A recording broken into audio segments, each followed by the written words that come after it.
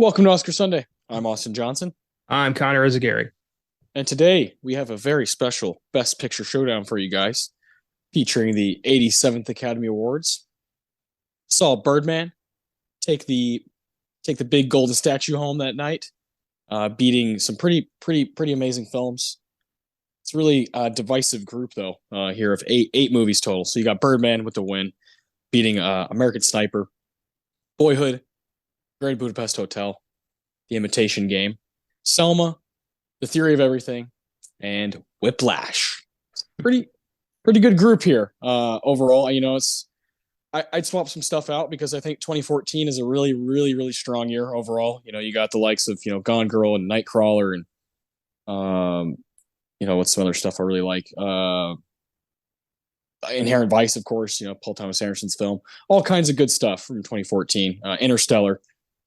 But 2014 not only does it have a bunch of just bangers for American filmmaking, but it's a huge year for kind of filmgasm as a whole.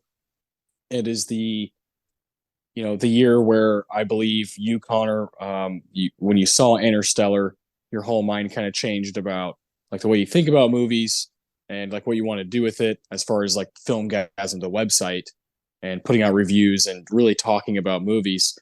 And I didn't know you at the time, but in my own world, that's the year I started going to the Bijou in San Antonio. We were both 19 years old. That's a good place to start, I guess, is our age and just kind of how powerful art can be to you at that time, at that stage in your life.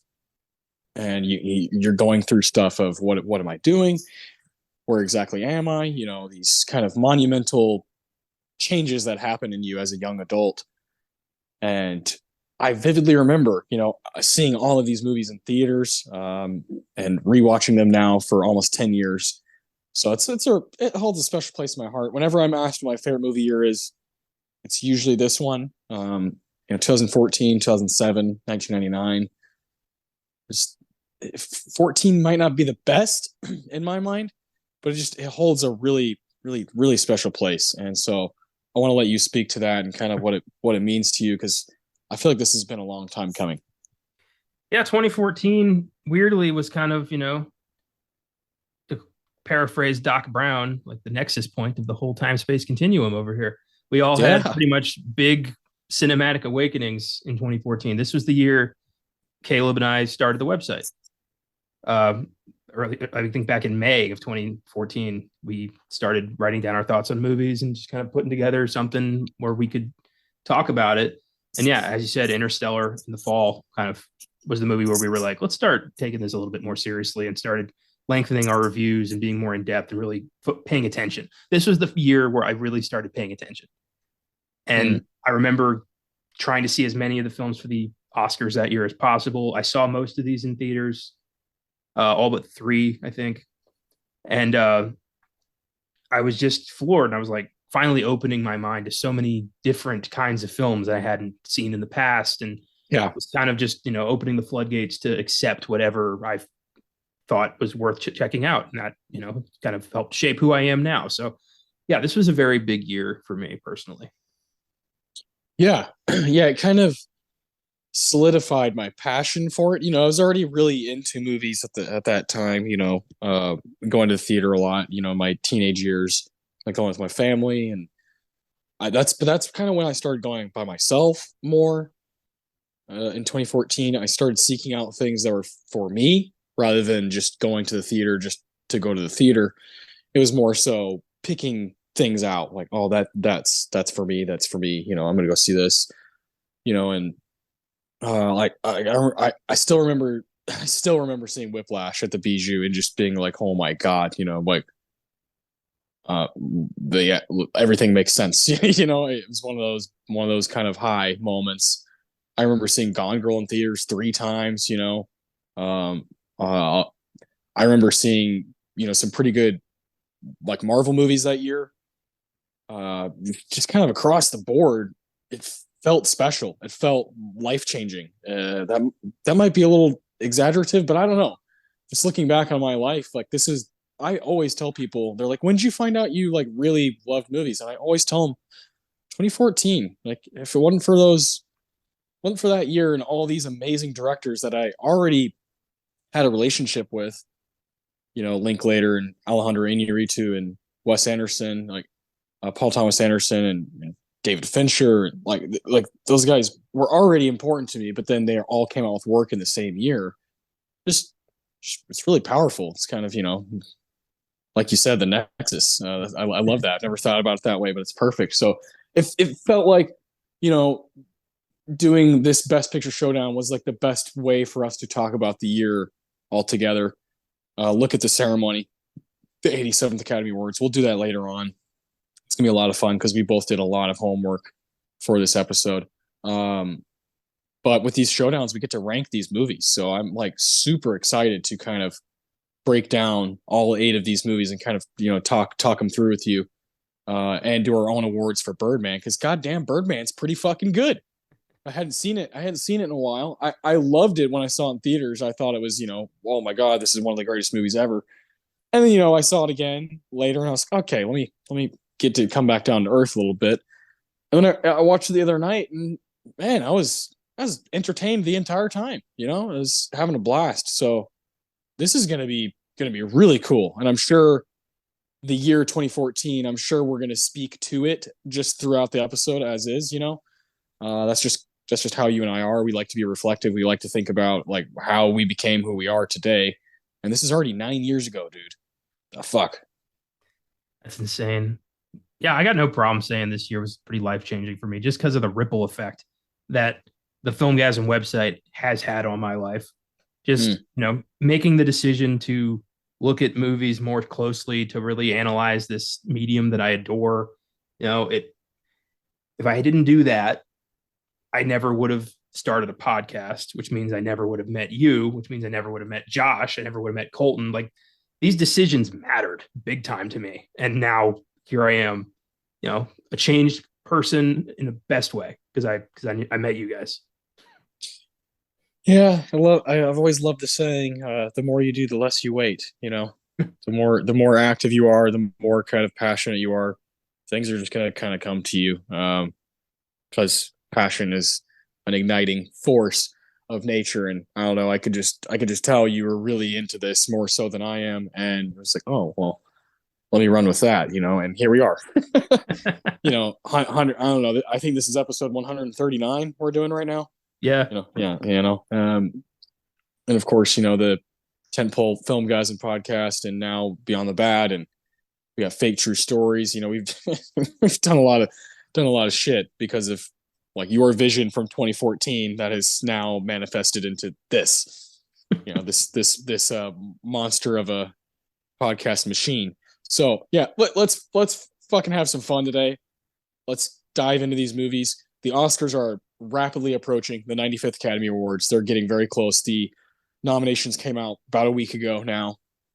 And of course there's, quote unquote snubs and surprises and all that. And Connor and I are starting to fulfill our pact that we made about almost a year ago, where we're like, hey man, let's watch every nominated movie, short, doc, everything that we possibly can. And I'm gonna say right here, I think we're gonna get done. We both have a manageable amount of movies to watch. It's just gonna take some work to find those shorts, but we're willing to do it. And I think it's going to happen, before March 12th. I think we're going to get it done. So definitely having fun on that journey. I mean, there's only one person in my life that would do it, and it's you. So no one else is fucking dumb enough to do what you and I are doing with that. But I'm having fun with it so far. And we do, again, we have a manageable amount of movies, like for you and I, if you give us 20 movies and you give us a month, well, we're going to fucking get it done, So that's easy money. But yeah, this 87th Academy Awards, it's crazy. 9 years ago that, 2014 already really blows me away. And I was thinking, oh man, maybe we should have waited till 2024 to do like kind of a 10-year anniversary. But then I was like, no. We'll just redo Whiplash for 2024 because that, I mean, come on, Whiplash is the shit. And that's one of the first episodes we did on this show was Whiplash. I think it was like episode 8 or 9, somewhere around there. And we both were just kind of freaking out the whole time while recording, like, oh my God, we love this movie, but we didn't quite know what to say.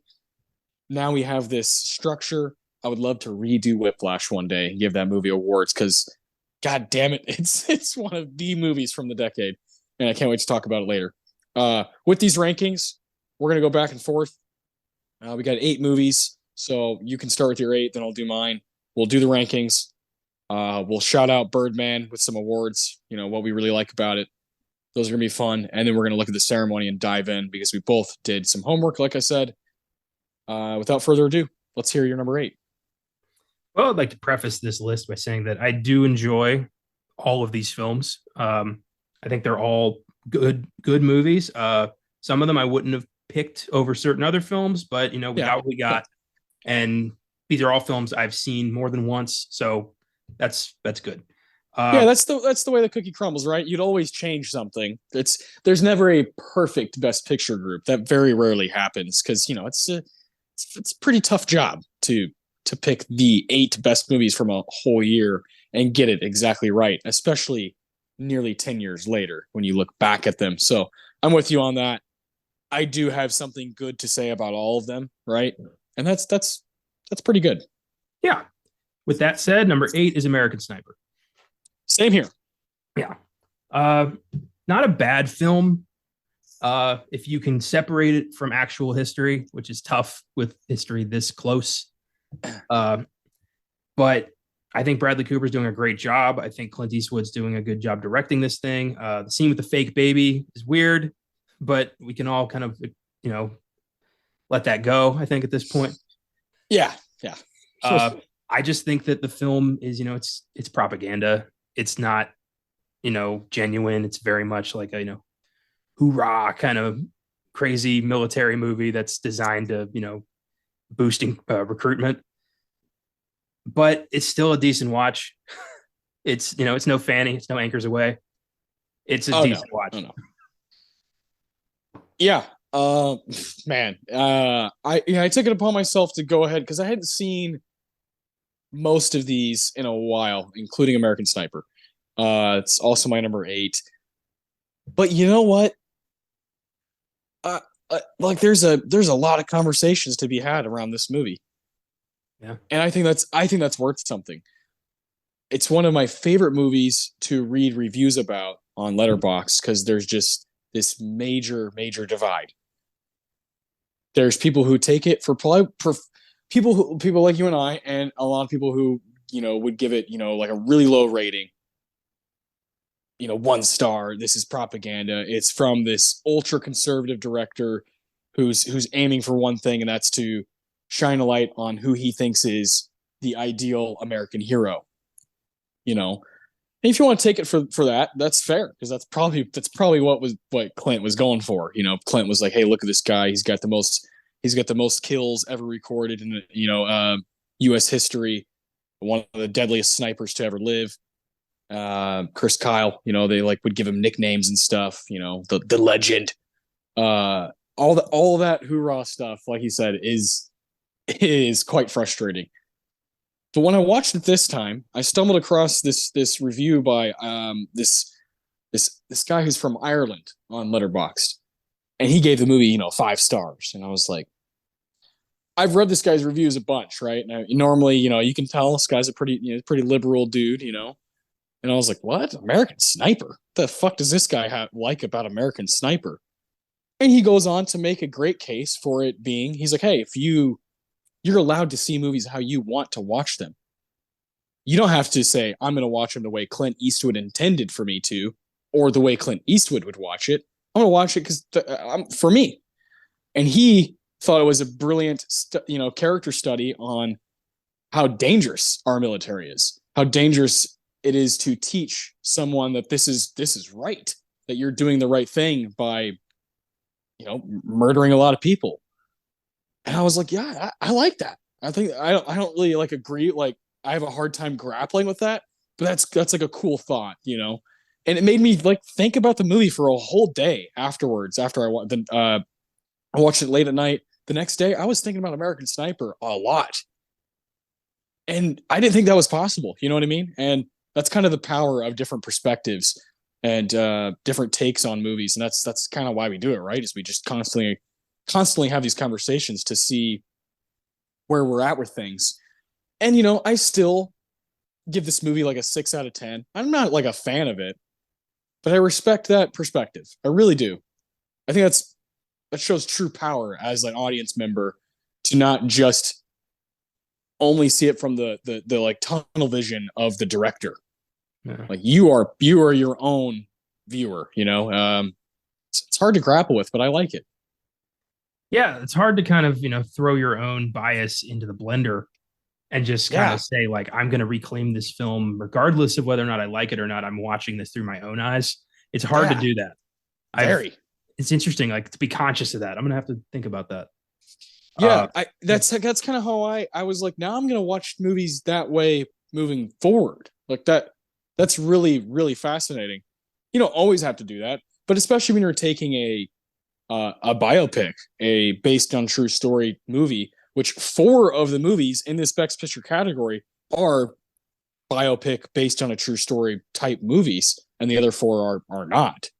And I found that really interesting. They're all kind of, you got these 4 on one side and the 4 on the other side, and it's like a battle. It's like a battle between these movies that are trying to say something about a person that lived, and to some people, what was an absolute hero. And then these other 4 movies are just like fiction, just straight up fiction. I like that. It's cool. Well, this was also, to speak another thing about 2014. Well, I guess American Sniper came out in January 2015, but whatever, still counts. Yeah.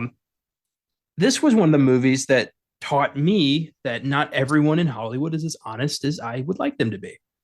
See, I used to think all biopics had a obligation to be truthful, to tell the history as it was. And so when I watched this, I was like, I never heard this story. What a noble guy, what a hero. And then I looked up the guy, and I'm like, holy shit, this movie lied to me.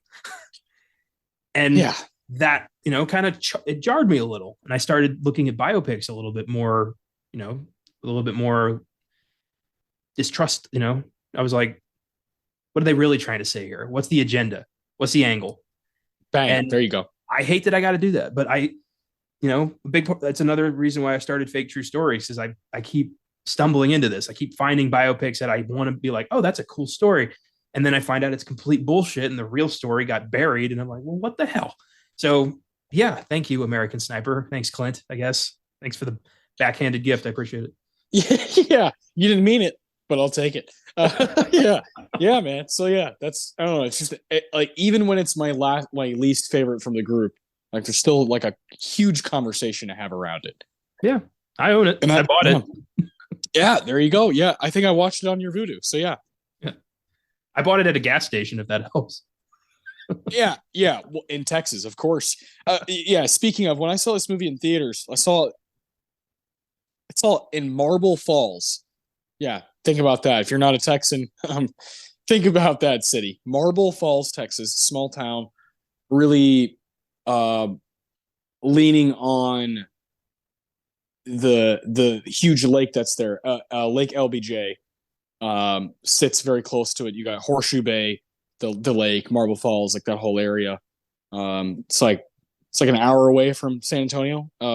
And man, people were fucking going nuts when this movie ended in the theater, fucking applauding, standing. And I was, even at age 19, I was like, fucking, like, are you kidding me? Like, this is crazy. Like, I got to get out of here. I got to go. We got to go. So I booked it out of that theater. I was with a friend, and she was confused. Like, why is everybody standing? And also, why are you so mad? She was like, just right in the middle, I was like, cause like, they're just applauding this guy. Like it's more gray than these people want to really realize. So, but that's kind of why I respect the movie a little bit. I, again, still don't like love it or anything, but it's here. It's in the Best Picture group.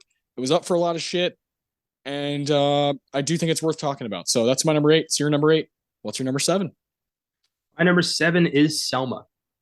Ooh, okay. I do really like Selma. I feel like it is here because they were like, we got an 8th spot. People are going to be mad at us if we don't put it in here. So put it in there. And by the way, give it song so it looks like we're not just giving it Best Picture. Like, which I don't Definitely, appreciate. yeah. No, All neither in do or I. all out. Neither do I. That's what I would like. Yeah, yeah. I know where you're coming from. I Selma's a bit higher for me. I like this movie a lot. I also think it's one of those things where it's like, all right, if it's here, are you not gonna? Is Ava DuVernay just nah? Like we're just not gonna give her a directing nomination? So it does feel a bit like, oh, we have a larger category. Let's throw it in. Yeah, but it is a really good movie. It's a great story. You know, it's the story of Dr. King's march to Selma and the crazy shit that went on in that march, the horrific nightmare that was, you know, a whole bunch of black people marching through Alabama when every white person in a 100-mile radius was like, don't you dare march. I can't imagine that kind of nightmare, but I think it's a good movie. I think it deserved more attention. I think the rest of the work here outshines it. And that's just because I think that everything else was more memorable. A lot of these films, a lot of 60s biopics, they tend to be a little formulaic. They don't really stand out that much. They don't have a lot extra going for it. Having said that, I do think Ava DuVernay did a great job directing this thing. I think David Oyelowo, I always struggle with his name. I'm sorry. Yeah, I think he did a great job. I think Tim Roth did a great job. He plays a smarmy, racist prick so well. He's done it a few times. Yeah. Look, I've completely forgot Roth and Wilkinson are in that movie. Yeah, he's LBJ. Who I LBJ is such a fucking divisive figure. He's like, he did so much, but he also did so little. It's like, I want to hate you, but you also did this. It's like, God damn it. Lyndon, Jesus. Yeah, yep. This is not a history podcast. I have a podcast for No. that. No. Again, 4 of these movies are biopics, and they have their issues. Yeah. I feel like the Academy didn't believe in this that much, and it's just here because it needs to be here. Okay. Yeah. No, that's fair. There's a whole conversation to be had around that. And I agree with you. I think we've seen that happen over time. It's hard because you don't want to just call them all out, but like it is what it is. You know, it's called a spade a spade. The Academy's not been the most gracious towards, you know, non-white movies, basically. And you know, in more recent years, you know, the past decade or so, they've been like, oh, let's be cool, you know, let's be cool, and then they're not cool again, and they're, you know, and they're never actually cool, you know, they're never actually like, you know, I don't know, it's frustrating. I'll talk about Selma in a little bit. I have issues with it, but I do like it. I think I do enjoy it a lot. It's a little higher on my list. My number 7, I feel like, is going to be pretty high on yours, and that's The Theory of Everything. Yeah, I saw that coming. Yeah, I don't know. It's fine.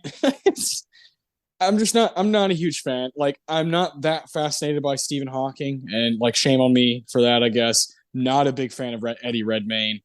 I think it's a good performance. I wouldn't have given the Oscar. I would have given someone that wasn't even nominated the Oscar, but I do think he's good. You know, and I watched it not that long ago, a few days ago. I hadn't seen it since theaters, you know, I just never been like called to watch it. So I'm glad I rewatched it. I did find some things I liked a lot. I wish David Thewlis would have been in it more. And then I stumbled upon that like a lot of it's not true, and I was like, oh God, biopics, man, they're just like they just eat me at my core. Like, it's, if I were to make a movie, I don't think I would ever make like based on a true story movie, just because I don't want to have to take that battle on. Yeah. I'm making a Whiplash. You know, yeah. I'm making one where I can play with stuff that's happened in life, but also everything's fake. So good movie.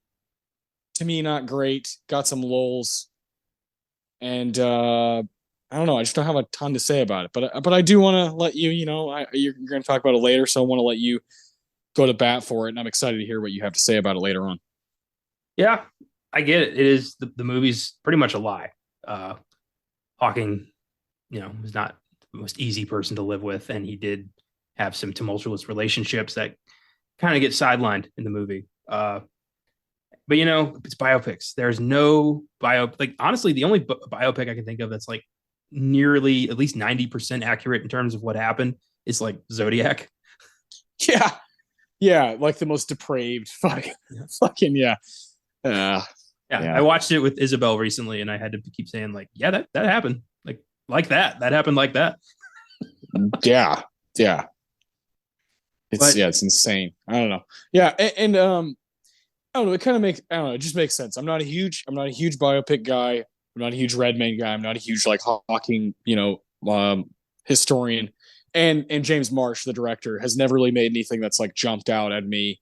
I've never been like, oh my god, like that was so inventive. And that's just where I'm at. Like kind of all across the board, it just doesn't quite click with me. So yeah, American Sniper and Theory of Everything are kind of tied at the back for me.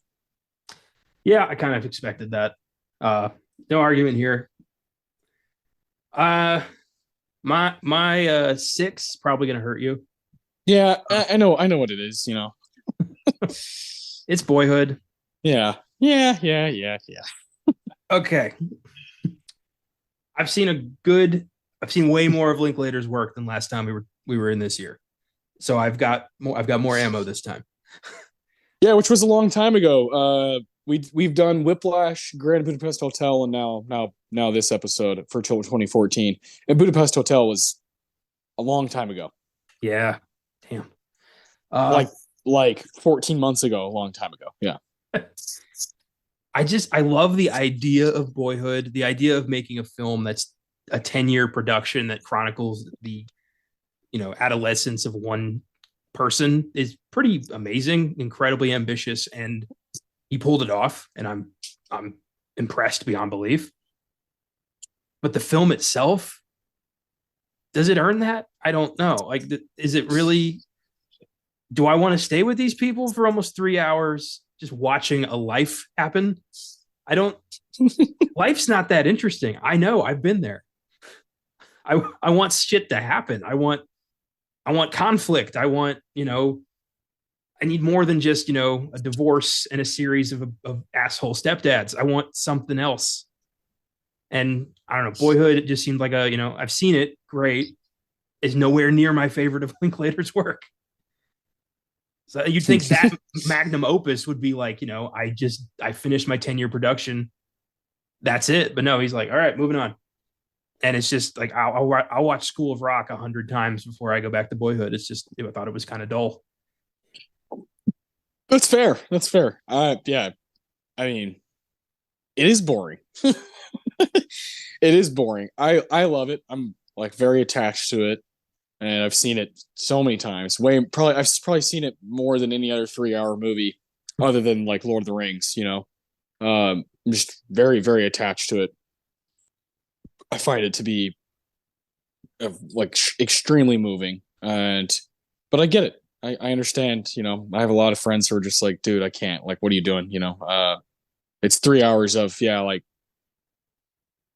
just a kid, like just a pretty normal adolescence.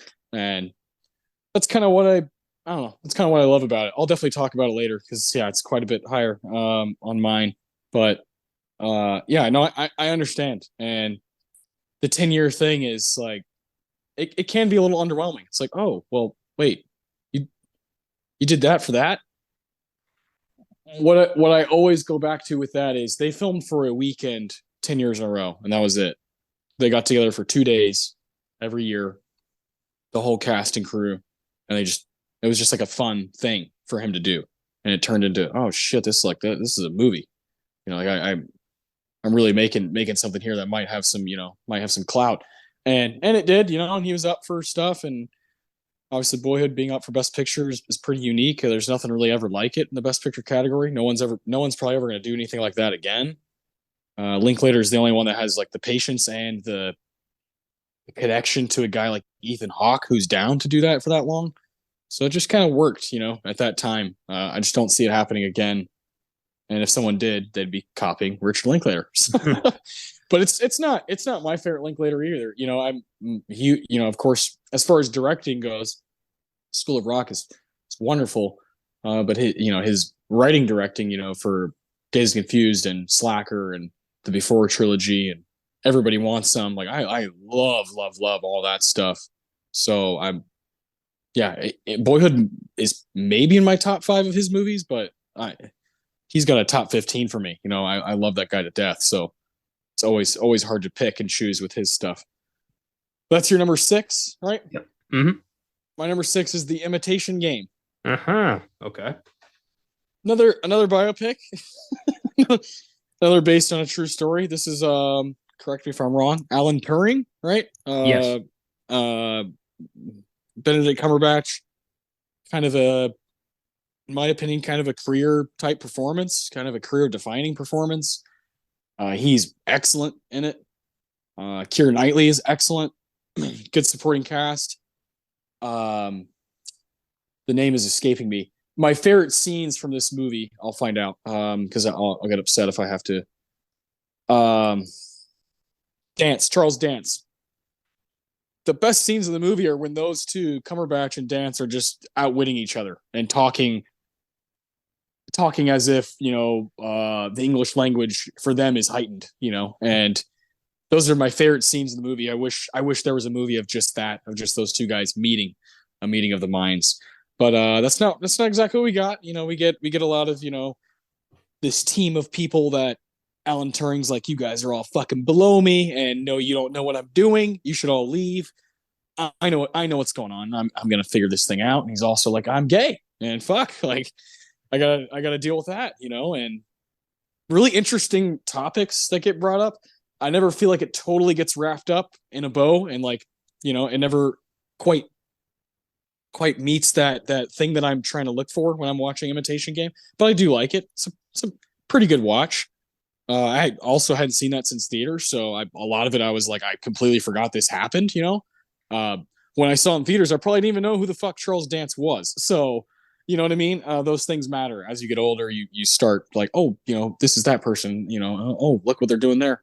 But overall, good, but not great.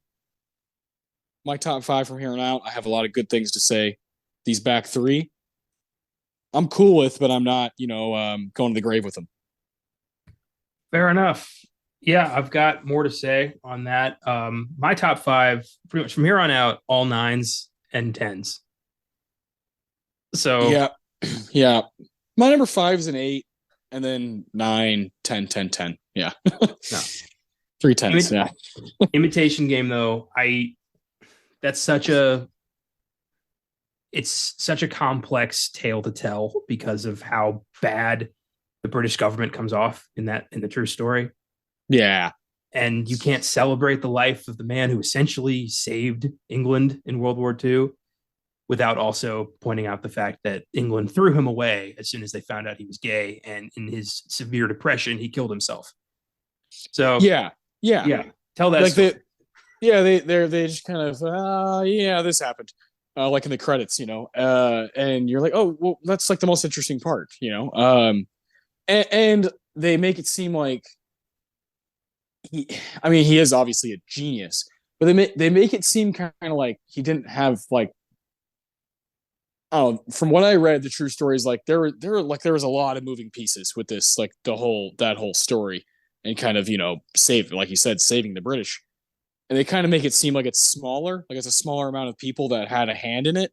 And I get that because you're making a movie, like that's a really hard decision to make. But again, it's like, yeah, why lie? Well, and then the end, I'm like, man, this could be like another 2 hours, of more interesting stuff. I think that's the movie I'd rather see. I think that's what I'm always searching for.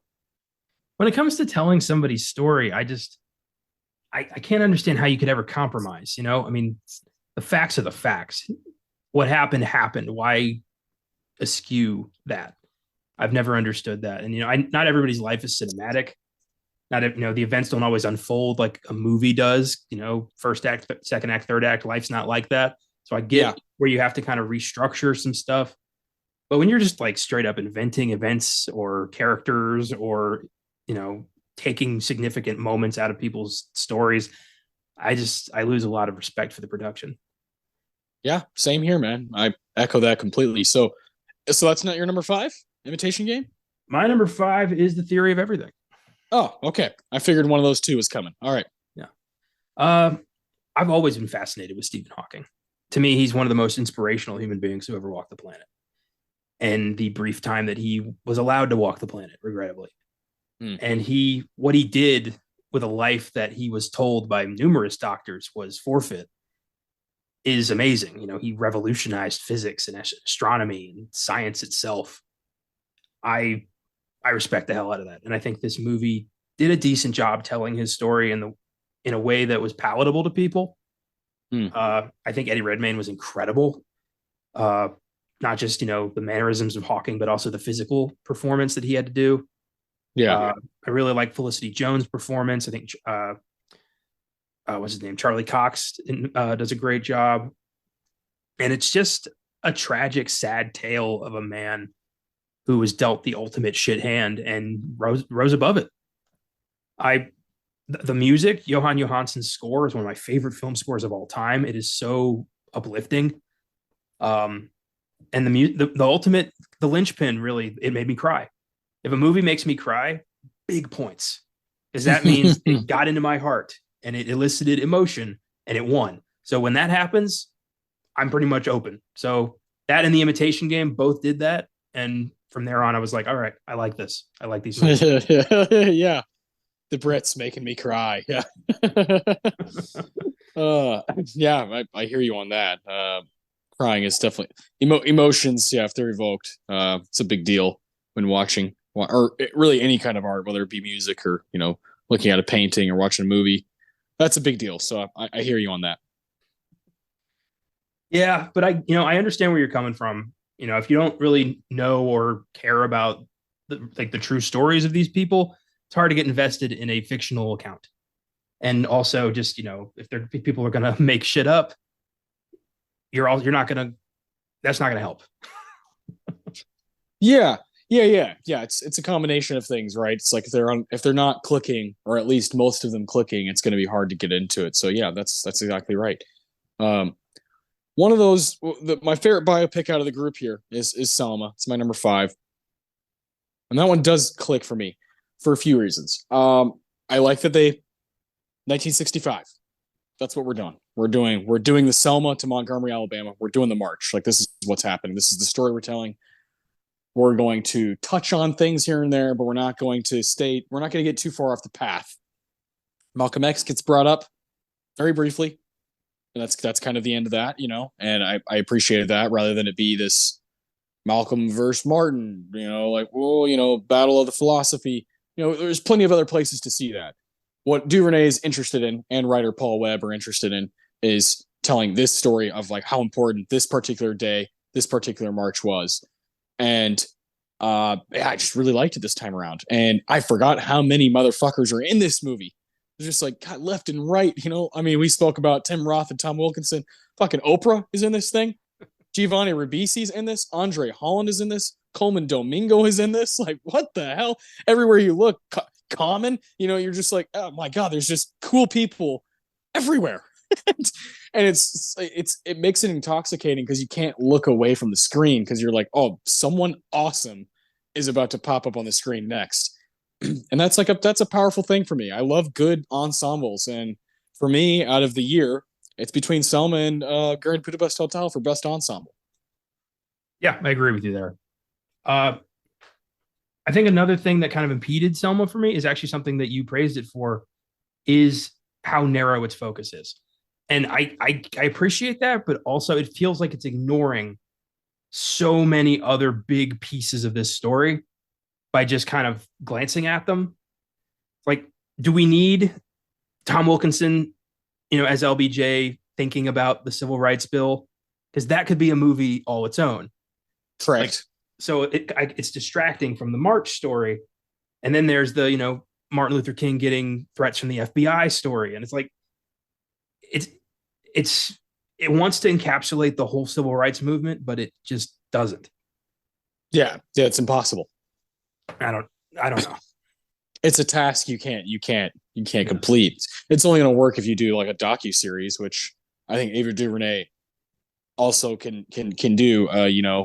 That's something she's willing to do with Netflix and whatnot. So, she's shown her talent through different mediums, whether it be documentary or feature film.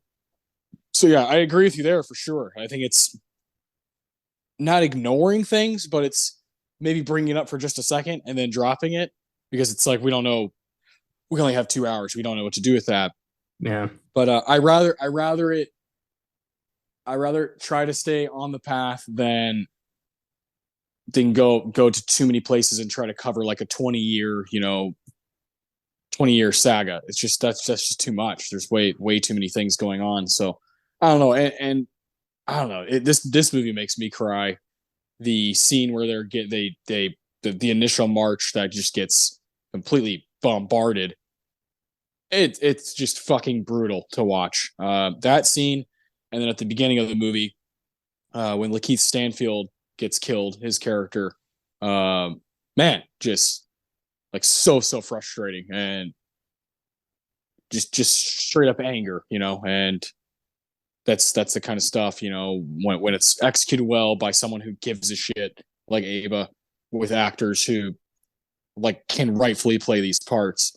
It just works on me. So yeah, that's another one. All four of these, Sniper, Theory, Imitation Game, and Selma, I hadn't seen since theater, so I'm really glad I watched them all. Just like, put them in my mind again, and I felt that was really important for this episode.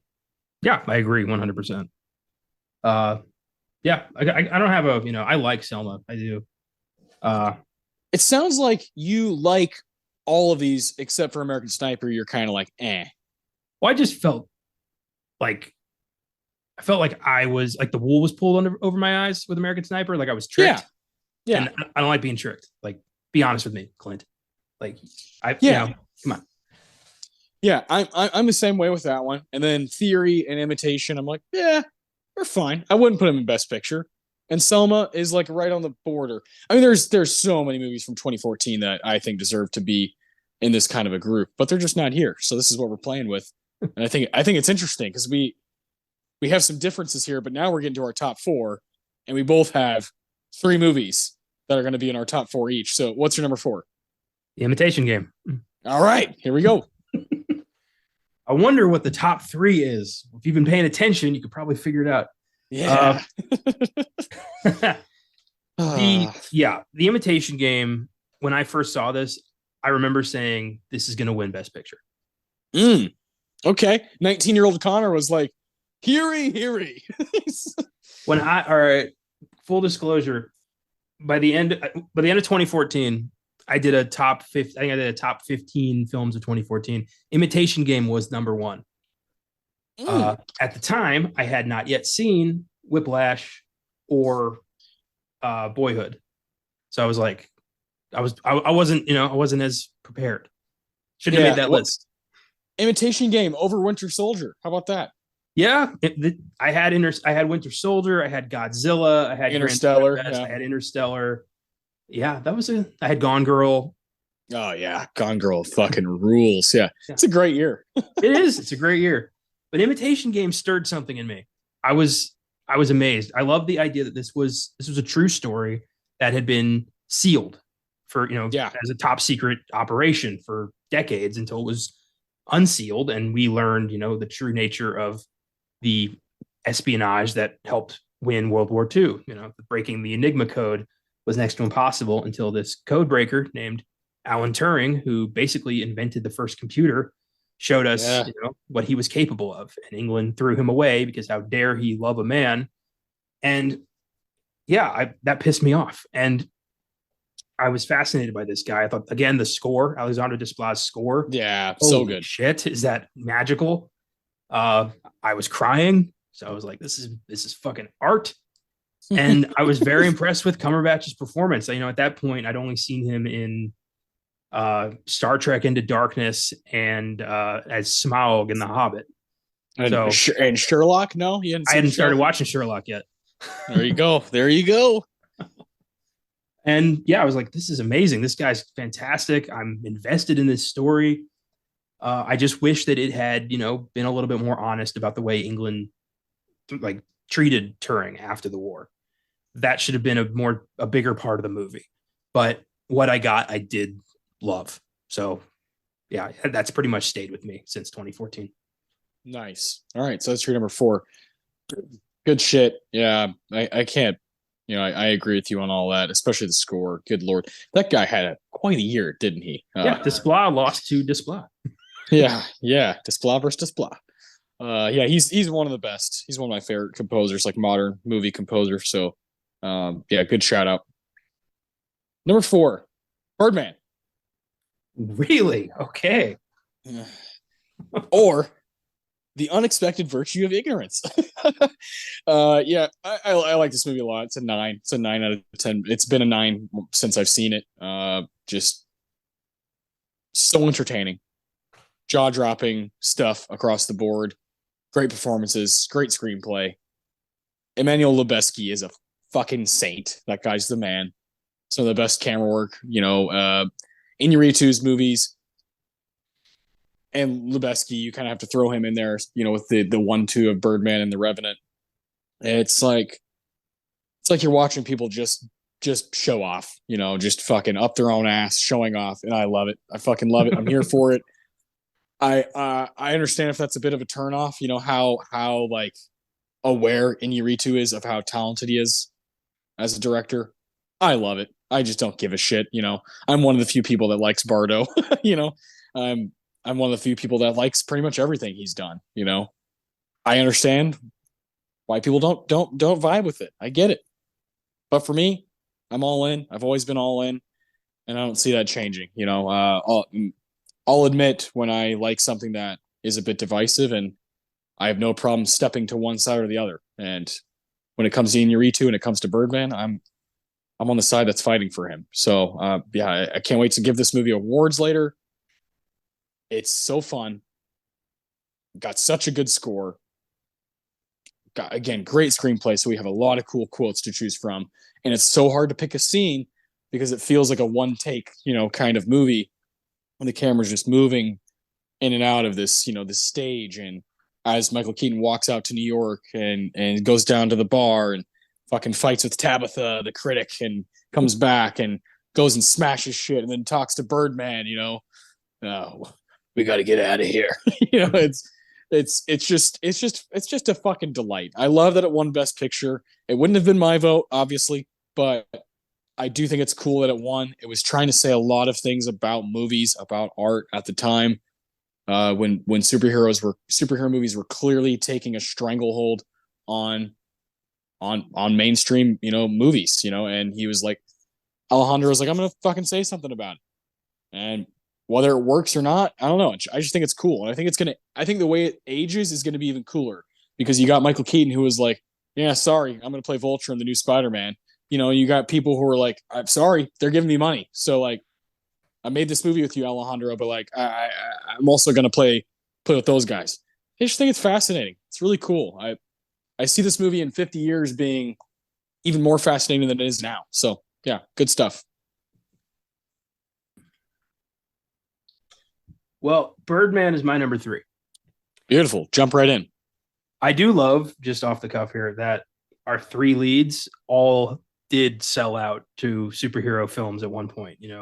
Emma Stone was Gwen Stacy, Edward Norton was the Hulk, and Michael Keaton, Batman and the Vulture. So the fact that they're all here kind of, helping, skewer the most successful franchise hook in history is kind of funny. There's also like, you're throwing a toothpick at a whale here. Like, what are you going to do?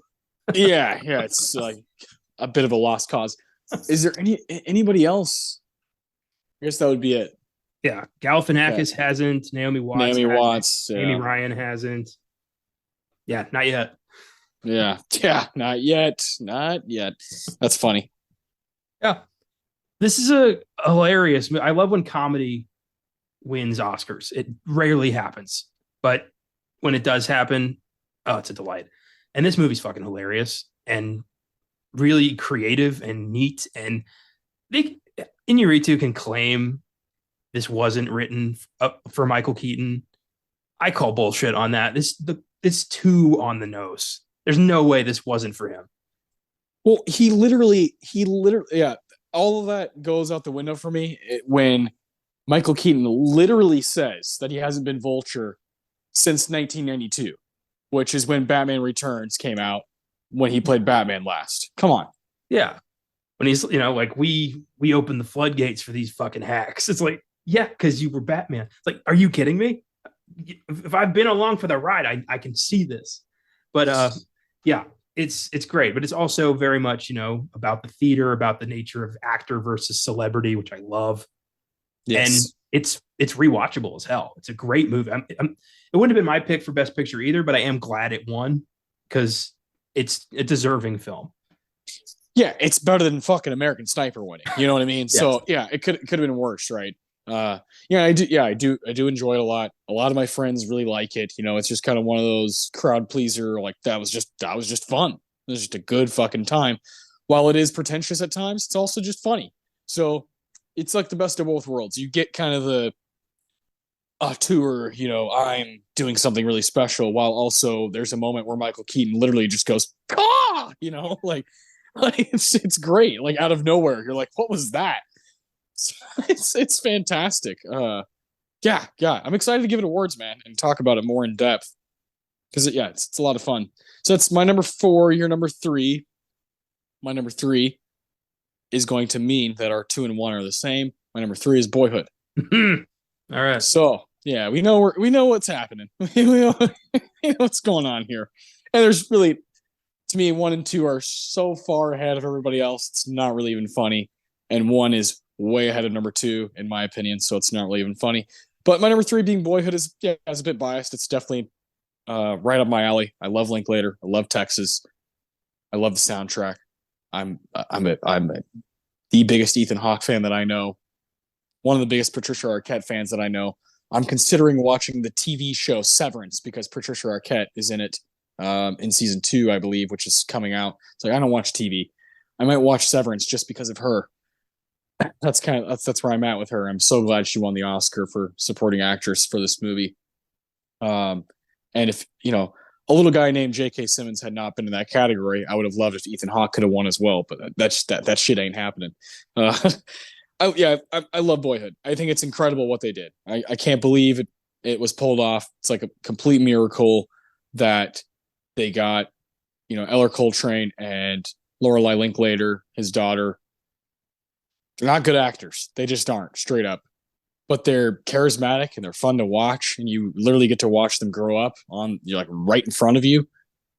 I love all the kind of random side kids that they get. They remind me of kids I went to high school with, middle school with. The locations of the movie. If you're from Texas, you're like, God damn, like I've been there, I've been there, I've been there, I've been there. But they're not on the nose type places. There's something kind of, like really Texan about what Linklater does with Boyhood. They go to Minute Maid Park for an Astro game, and at that actual Astro game, a walk-off home run is hit, and you're like, what? How crazy is that? Like the one weekend they got to come film in 2004, the Astros happen to win the game that they go to. It's really cool. I love that kind of stuff. Like it's like they were rewarded for what kind of art they were making, like over and over and over again. Like the stars just aligned and it worked out for them. The scenes when they're walking, when Mason and his girlfriend are thinking about going to UT and they're walking through downtown Austin. It's like, man, I've walked on those streets so many times. And when he's in middle school and he's walking with that girl, you can like see Texas State behind them, and you're like, oh my God, like I've like you go to school there, and I've been to so many events there and parties there and whatnot, and this you can like see part of the square behind them. You're like, what? Like this is crazy. That stuff is just hits home, just fucking hits home, and I'll never get tired of it. I watch it so much. I think the music choices, how they kind of tackled each year, like what's popular right here. It's really, really powerful. Like at the beginning we hear Coldplay, Yellow. Then we hear, soak up the I'm gonna soak up the sun, and it's Patricia Arquette driving off with her kids. And and then it kind of moves forward. You hear the Black Keys when it's 2010. You're like, oh, that's Brothers. I like that album. You hear Phoenix in 2009 because that huge album Amadeus came out and won the Grammy for Best Album of the Year. At the end of the movie, you hear The Suburbs, a couple songs off that album by Arcade Fire play, because that fucking album won best album of the year at the Grammys that year. It's like, man, like they were just on point with those decisions throughout. Those decisions now, years and years later, like those decisions matter and they count because there's not a lot of. I'll be quite frank. There's not a ton of creative decisions to be made here. You're really just filming a kid, and you're like, please don't turn into an asshole, you know. And I've heard Linklater talk about that. He was like, when I found Eller, I was like, man, I just hope this kid just doesn't turn into a complete douche, you know, like. And he's like, you know what? He actually ended up becoming who he is on the screen. He became interested in photography. He became interested in these, you know, artistic things as he got older, and we used that for his character. So he just transferred his real life, Eller Coltrane, and like what he did with his family over to the movie. And it just fucking worked. It's a miraculous movie. It's not going to be done again. Not going to be done to that quality, or with a guy as patient as Richard. So, yeah, this is another one makes me cry every time I watch it. I start crying. You know, at the end of the movie, he takes some edibles and they go to Big Ben. Him and some of the people he's met at his school in West Texas, and the girl that he's like sitting next to is like, you know how they say like you got to seize the moment, and he's like, yeah, and she's like, I think it's the other way around. I think the moment seizes us, and then the movie ends, and you're like, God damn it. You know, what did I just watch? Did I just waste my time, or did I just crush my own heart? You know, and I don't know. I love that kind of stuff. So it's just right up my alley. It's I'm willing to admit that Birdman's probably a bigger feat as far as filmmaking goes, but just kind of a project. Boyhood, you know, takes the cake for me. But these top two, man, let's get to these top two because it's just not even close. On any given year, Budapest Hotel and Whiplash are near the top two for any Oscar year. Agree? Yeah. I do real quick just want to say it blew my mind at the Oscars when Boyhood lost film editing to Whiplash. I thought if it had anything in the bag, it was film editing. Yeah. And then Chazelle comes around with his little jazz movie and kicks everyone's ass. It's perfect. Yeah, Whiplash was filmed like in 2 weeks, and Boyhood 10 years. Yeah. But yeah, these two, it was the first thing I wrote down. There was no stopping these movies. Yeah, became instant favorites. 2's Grand Budapest Hotel. But I mean, this movie gets better every time I watch it. Budapest? Yeah. Yeah, dude. I just watched it again. I've seen it like 3 times in the past year, and I'm like, fuck. I don't even like. I didn't need to watch it again for this, but it was the first one I watched. Same. I can't. Yeah. Why is it so good? Like what? I can't like wrap my head around like why it's so fucking good. I think I figured it out. It's because very few filmmakers will write fake news stories from a fake country for a fake newspaper that is just going to be on screen in the background of a lobby scene. But because Anderson goes that far into the attention to detail, you feel like this is an immersive real world that you get to glimpse at briefly. That's why. Well said.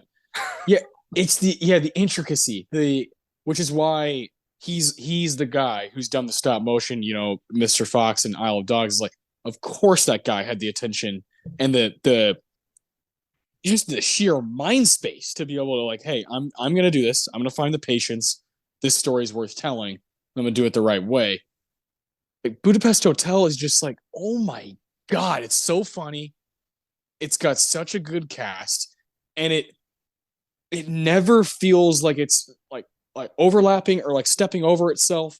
It's the right amount of pace for the story to be told, you know? And the way we're introduced to Jude Law and F. Murray Abraham, you're like, yeah, okay. Oh, I like this, you know?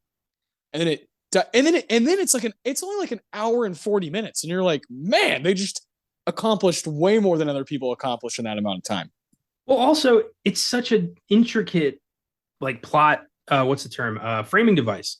It's a girl reading a book that's being narrated by Tom Wilkinson, Yes. telling the story of when he was a younger man who met Zero, who then tells his story of Gustav. It's like, and I'm not confused once. I'm like, okay, all right, okay. And Nice. like, You're like, yeah, I'm following. Jude Law turns into Tom Wilkinson. Okay, yeah, I'm down with that. Like, yeah, what's the problem? I get it. All right. And also just Ralph Fiennes, man. Oh my god. That's, to me, that's the number one answer. I was waiting till we got to that, but it's his best performance ever. And how he didn't win is like it. I know you love Eddie Redmayne, but man, like Rafe is just on a different level in this movie. It's insane. I like Eddie Redmayne as Stephen Hawking, but I will roll him down a hill if I get to replace him with Ralph Fiennes. It's funny. Oh, it's a little dark, but he can walk. He'll be fine. But no, not Eddie Redmayne as Stephen Hawking, just Eddie Redmayne. Yeah, he's gonna go full method and break something. That's on him. Yeah, that's his fault. Commitment. They don't give him the Oscar. Yeah. With the limp up there, but he'll get it. Oh, Christ. Rafe deserved a nomination and a win. This is the performance of his career. It is hilarious. It's heartfelt. He's such a memorable character. He's witty. He's sarcastic. I love his random bouts of anger where he just throws off swear words. This has been a giant fucking nightmare. Just nobody gets angry like he does. It's fucking beautiful. Yeah. That's a good point too. Is Wes Anderson? Obviously, he's like of this generation, this like really special generation of people who very obviously watched movies from the 60s and 70s, and they were like, "Hold my beer," and you have like an extreme side of it, which is probably like the Fincher and the Tarantino, kind of the nasty, like perverted, fucking gross, violent, cursing every other word type directors, and then Wes, who has this kind of playful, romantic look on things. And so when he does get kind of edgy, it's so rewarding. Like Willem Dafoe in Budapest Hotel is like, there is no character that Wes Anderson's ever written like that character. And it's like, that's really rewarding because you're like, oh man, like it's few and far between when Wes makes a character this nasty, like this villainous. It's like, man, he's the man. And this is his finest hour. Like I've said it so many times. It's not my favorite Wes Anderson movie, but it is his best by a mile. Tell him Jopling says, come home. Yeah. Basically, Anderson said, I'm going to take Federico Fellini and Woody Allen, put them together with my own special mixture, and this is what we're going to get. Yep. Yeah. No, he's clearly like a student of the French New Wave, but he also just has like weird, quirky things that he's like, yeah, I like that. Nobody else does, but I do. I was reading a list of his favorite movies of all time, and there's this one I think from the 80s called The Hit. And I watched it and I was like, this totally makes sense that he loves this movie. Like no other director probably has this as like one of their 5 favorite movies, but it completely makes sense like why he does, and that he's definitely put stuff in his movies from that. I mean, I'm so obsessed with Dimitri too. As I've watched this movie more and more, Adrian Brody's character, I'm gonna blast your candy ass for once and for all. Like he's just calling him names. He's just like, because he's bisexual. It's such a good little character twist on Gustav. Like he's just like, I'm down to sleep with anybody. I don't care. There's like brief moments of like nudity. If you're not paying attention to Wes Anderson movies, like you're just not doing yourself a favor. You're taking away from the experience. You gotta like put everything away and watch every little scene unfold, because there's little things that will make you laugh so hard if you're ready for it. And Budapest is kind of does that hand over fist. The more I talk about it, the more I'm like, man, this movie could have won almost any other year. Yeah, truly. But Whiplash was there, and that took top spot for us. I mean, this is kind of why we wanted to talk about this year and why it's so important to us. It's not just because of what happened as far as, FilmGazm being created as a website and now it's turned into this. These are damn good movies at the top. you don't have this passion without the damn good movies at the top. Like you have to have the stuff to talk about to be this passionate about it. And I don't know about you, man, but this is one of my 10 favorite movies of all time. Whiplash. That I have so much to say, but so little. You know what I mean? It's like I don't really care because I know, like in my mind, I know where I'm at with it, and I know how much it means to me. This is a movie that makes me cry just because when it starts, I'm like, I love my life. Like I love that I get to watch this.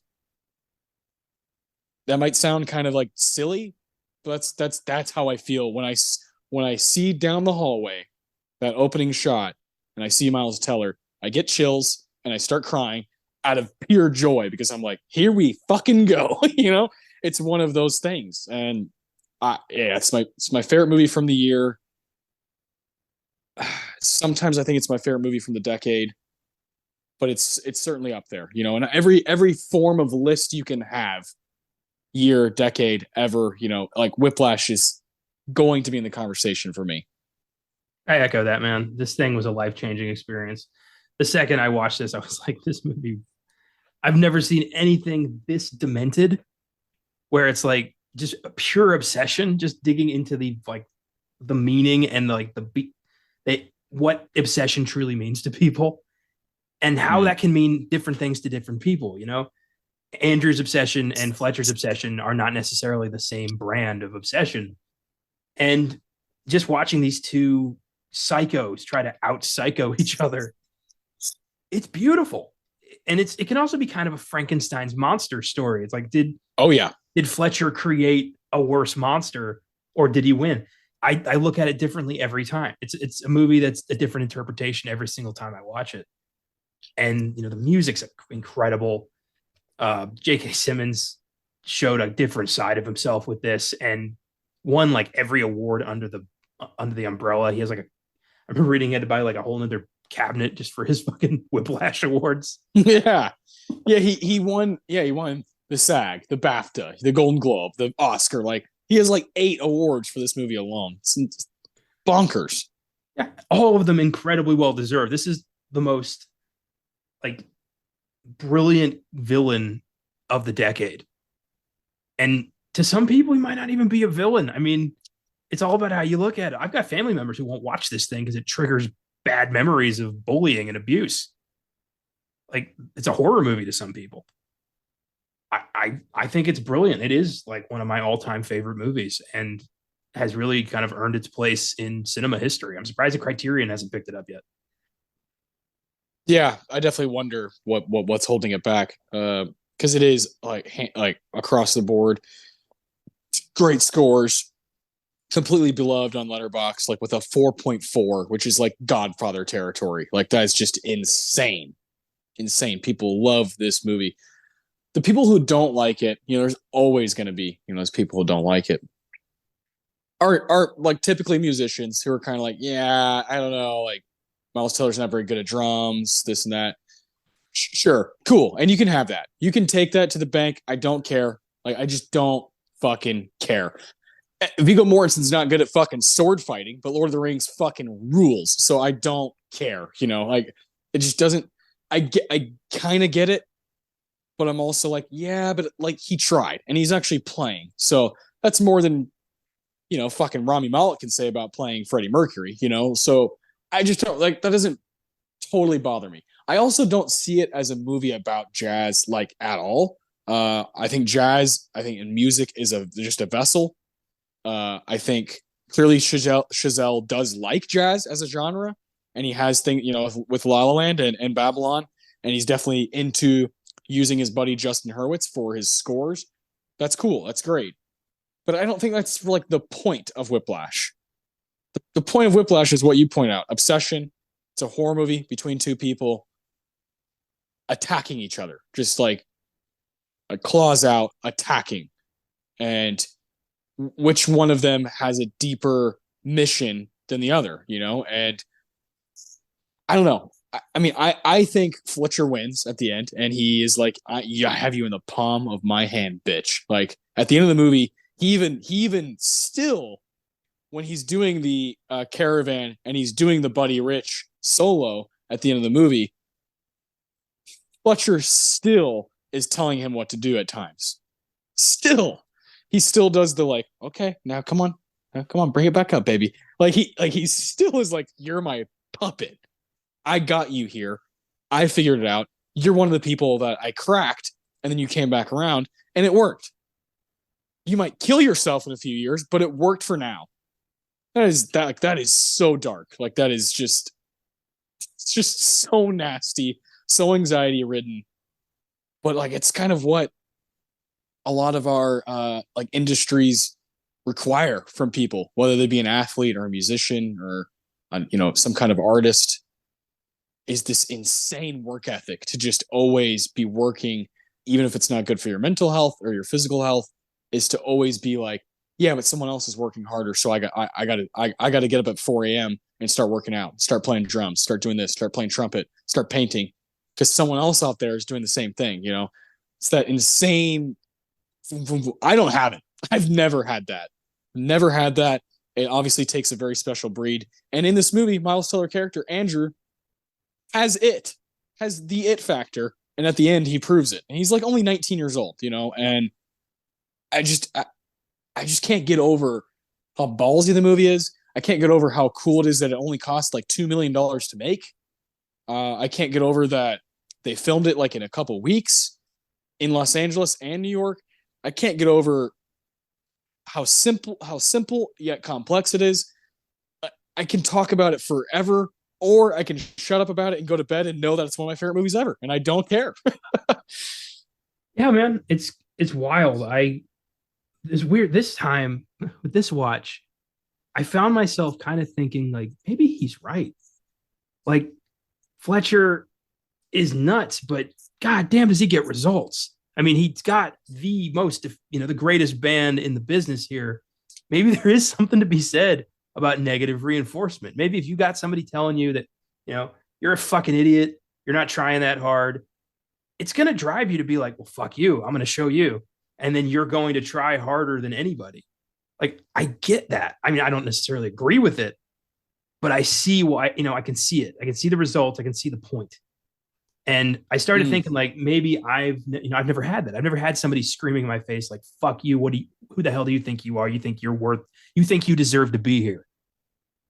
I've never had that kind of enforcement where I'm trying to prove myself like, yeah, I fucking do deserve to be here. And here's why. And I'm wondering, would I be better at what I do if I did have that? I don't know. Yeah. Or would it drive me to fucking suicide? I don't know. Yeah. That's like that. That's it, right? That's the whole conversation. Like that's how cool it is. That's how great it is to talk about whether you want to go there or not. Like there is validity to I think like the most crucial scene of the movie, and like maybe what I would choose for my deacons is when Andrew stumbles across Fletcher playing piano at that bar after he's been fired. And he talks to him like he's luring him back in. Like, all right, like, hey, you don't know that I know. Here we go. But he goes into that whole spiel about, the most, harmful words in the English language are good job. And he's like, no wonder jazz is dying, because jazz is fucking hard. Like it takes like a tremendous amount of soul and heart put into it. And like musicians these days, like just don't really have that. They want like an easy way out. That's kind of what he's saying, is yeah, I'm with you. I kind of agree with it. Real quick, when I was 14 or 15 years old, I was a pretty good basketball player, and I went to this gym that like kind of recruited me in San Antonio, and they recruited kids from all over the city, from like different schools, and they were like, you're gonna come to our gym, 3 or 4 times a week. You're gonna train throughout like the weekdays, and then the weekends we're gonna go play games, go play club games against other. It's called AAU basketball, and like we're gonna like build the best team in San Antonio, and like we're gonna go out and just like try to kick everybody's ass. Like that's what we're trying to do. And they wanted to see if I could make this team. And I knew like talent wise, I was like, I can do this. Like I can make this team. I was I was like the same height I am now, like in 7th and 8th grade. So I was like not tall, but I was like at 5'9". I was fine at that age playing against other kids. Like I wasn't shorter than everybody. Like if I were playing now, like with people who are like really good, they're all 6 foot plus. I'm a little out of my element. But at the time, it worked, and I was pretty good. So I went to this gym. I played pretty well a couple times, and I was like, I can hang with these guys. And I still had I have long hair. I still like at the time I had like long bushy hair, and I was pretty much the only white kid in the entire like academy. And this coach just started like just wailing, like just fucking wailing on me, just like laying on me thick. Like you don't have it, dude. Like he'd always be like, "Hey, bushy haired kid." He'd be like, "Get your ass on the court," and I'd be like, "Oh man." He was like, "You're gonna guard a kid on the other team. Like when we like practice and stuff. You're gonna guard like high schoolers and stuff, like older kids, and they would just pound me and just fucking kill me, and I would go home like just so defeated, like fuck, I got killed today." And my mom and dad would be like, "What's wrong?" And I wouldn't say anything. I'd be like, "No, I'm fine, I'm fine, I'm fine, I'm fine. Like it's fine. I'll go back tomorrow. I'll fucking prove them wrong." Until it just broke me, like it just destroyed me, and I was like, I don't want to play basketball anymore. This is fucking like this just killed me, and I knew then I don't have like what that guy's looking for. I do not have. He's gonna find it in some other kid who's gonna like take my spot or whatever. I did not have it. Like I knew then I might not be that kind of a breed. Like there are kids they could handle. Some other kids could handle it or throw it right back at them. Like the same way Andrew does to Fletcher in this movie. I didn't have that, but I do think if you do have an ounce of that in you, I think it is important to be like pushed really hard. If you really want to be good at something, you have one life. You have one life to live. If you really want to be good at something, I think you should have someone in your corner to say, like get off your fucking ass and like go and like do better. And I guess Andrew's whole thing in this movie is I have it, but I also know this is not right.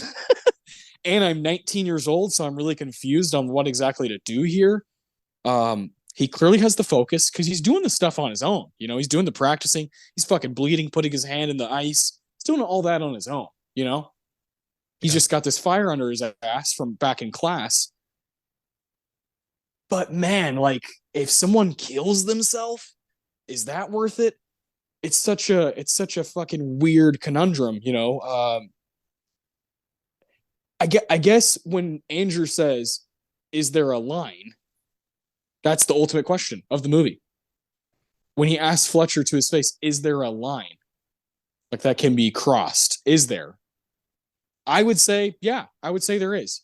I would say there's a way to push people really, really hard without like calling them like extremely inappropriate names, throwing stuff at them. I think there is a way. I think there's stuff Fletcher does that's like great, is like really good stuff, and he's like really funny, even when he's like a little bit more lighthearted. It is like it's like genuinely intoxicating, and I would want to play for him. I'd want to fucking play in a band for him until he throws a cowbell at my head, and then I like the way I am, I would give up. I don't know about you. Well, I've never been faced with that situation, but I do I kind of I agree with Fletcher in that the right person who does have that it factor wouldn't be phased by Fletcher's crazy shit. He would be encouraged. He would be driven to prove him wrong. And that's exactly what he does with Neiman. Like, Neiman's whole point is fuck this guy. I do have it. And he does, like in the end, even when, Fletcher sets him up to look like an idiot, at the end, he walks right back out there and he hijacks the concert away from him. Sick. He puts the spotlight on him. I love, Fletcher's like, I'm going to gouge out your eyes, and he's whacks him with the cymbal. And just, yeah. So I do think, for certain people, there's certain people who can't take that kind of abuse.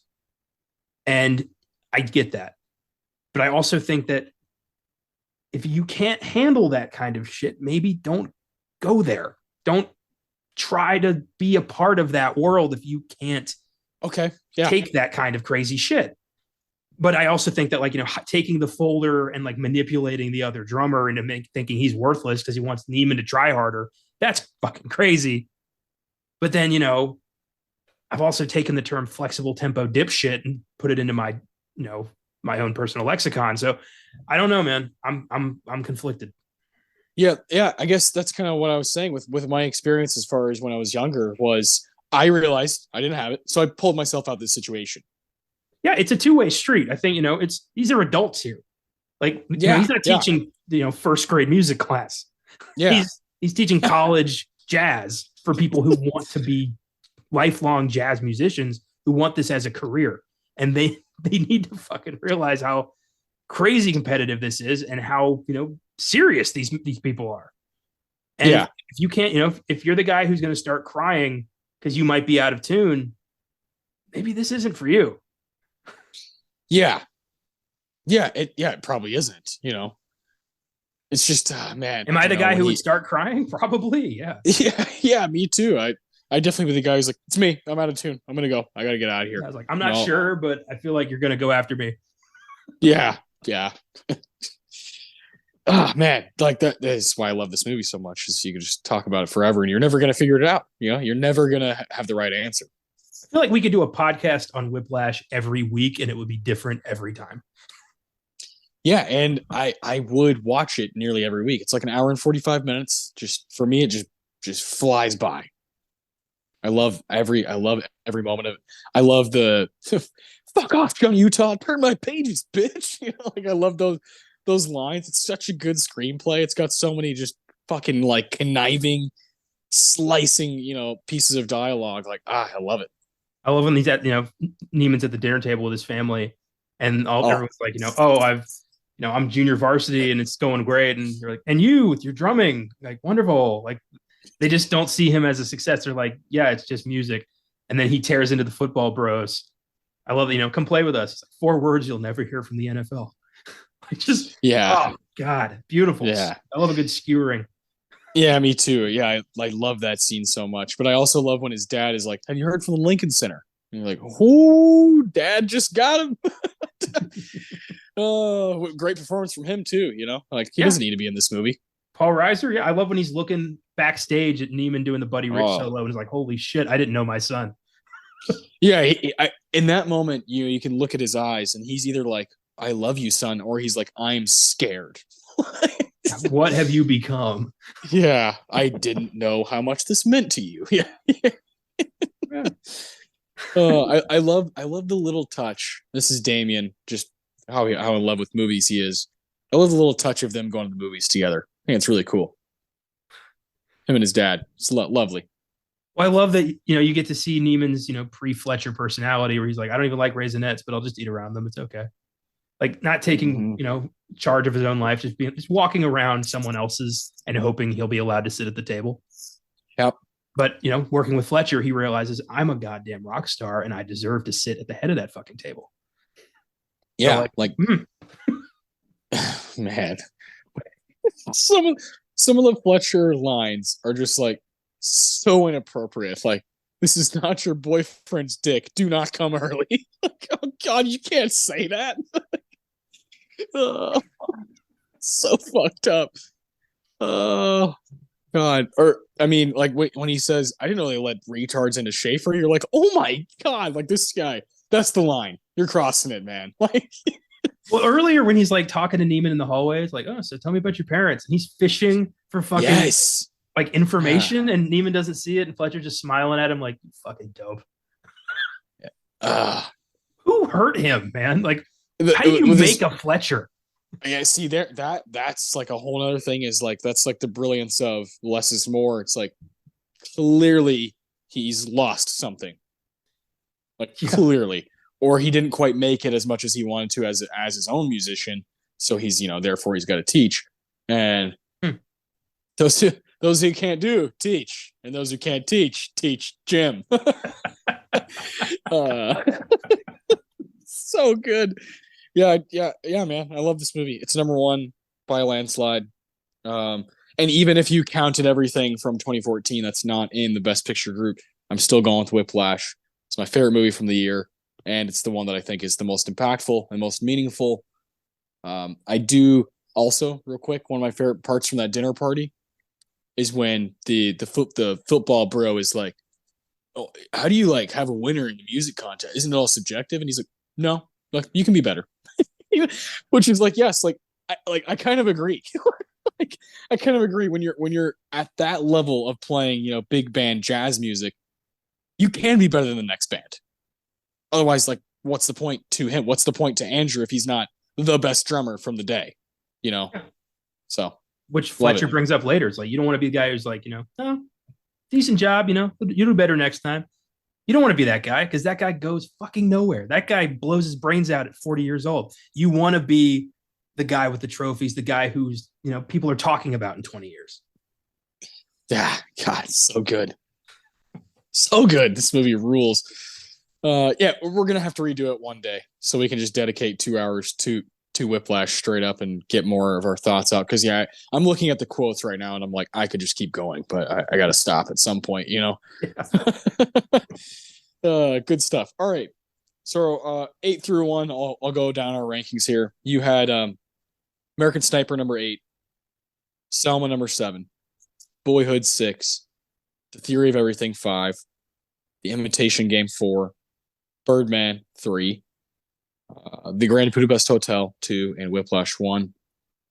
I had American Sniper 8, The Theory of Everything 7, The Imitation Game 6, Selma 5, Birdman 4, Boyhood 3, also Grand Budapest Hotel 2, and also Whiplash 1. So yeah, we're pretty close there. We both had Sniper at 8, Budapest at 2, Whiplash at 1, and then all the other ones are kind of mixed around. So yeah, this is a lot of fun. This is a really cool Best Picture group. Yeah, this is one of the best. I love when it's all decent watches. There's usually one stinker, but this time, yeah, pretty solid. Yeah, again, all worth a conversation, and that's all I really want out of a movie. So good stuff.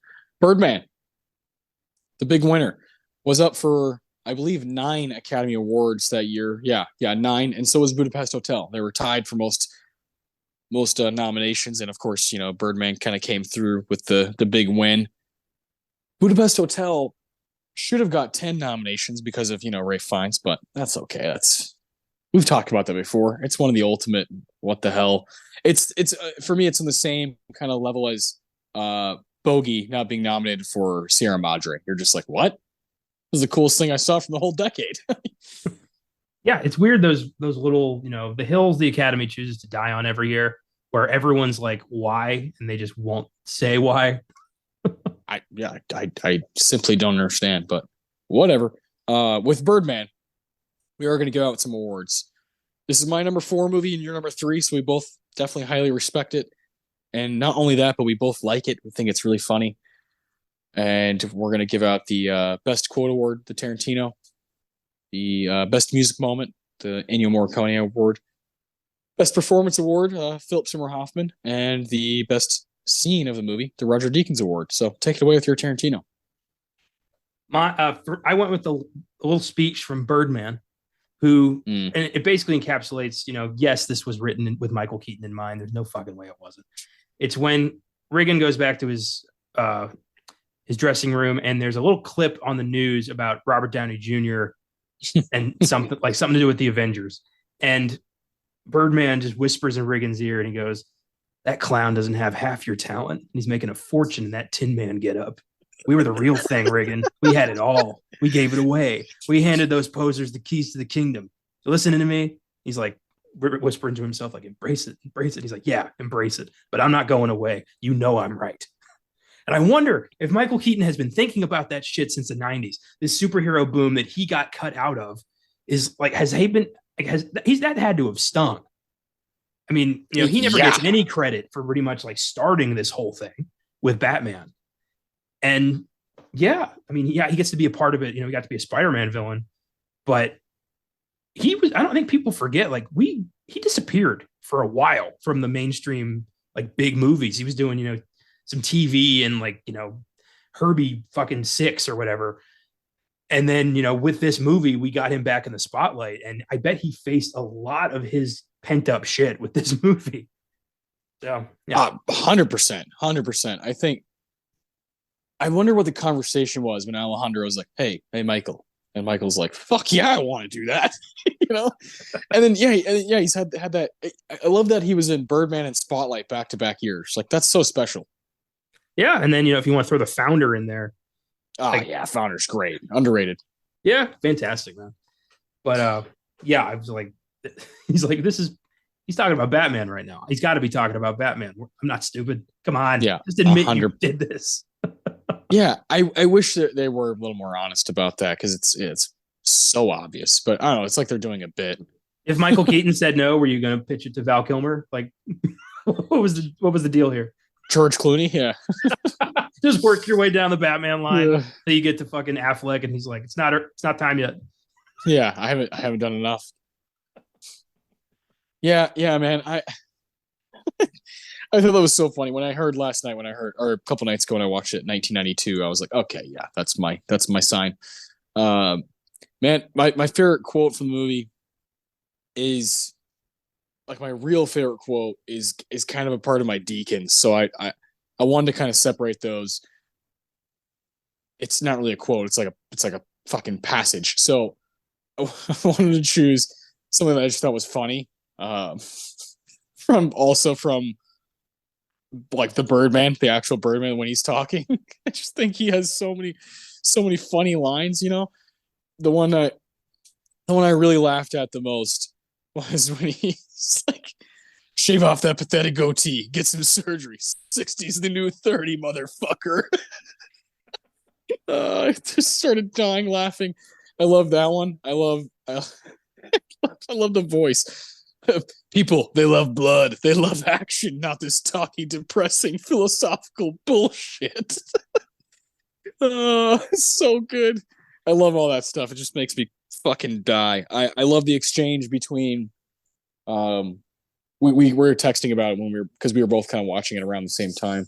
I love the exchange between Galifianakis and Keaton when they're trying to get it's like, what about Jeremy Renner? They're like, no, they got that fucker in a cape too.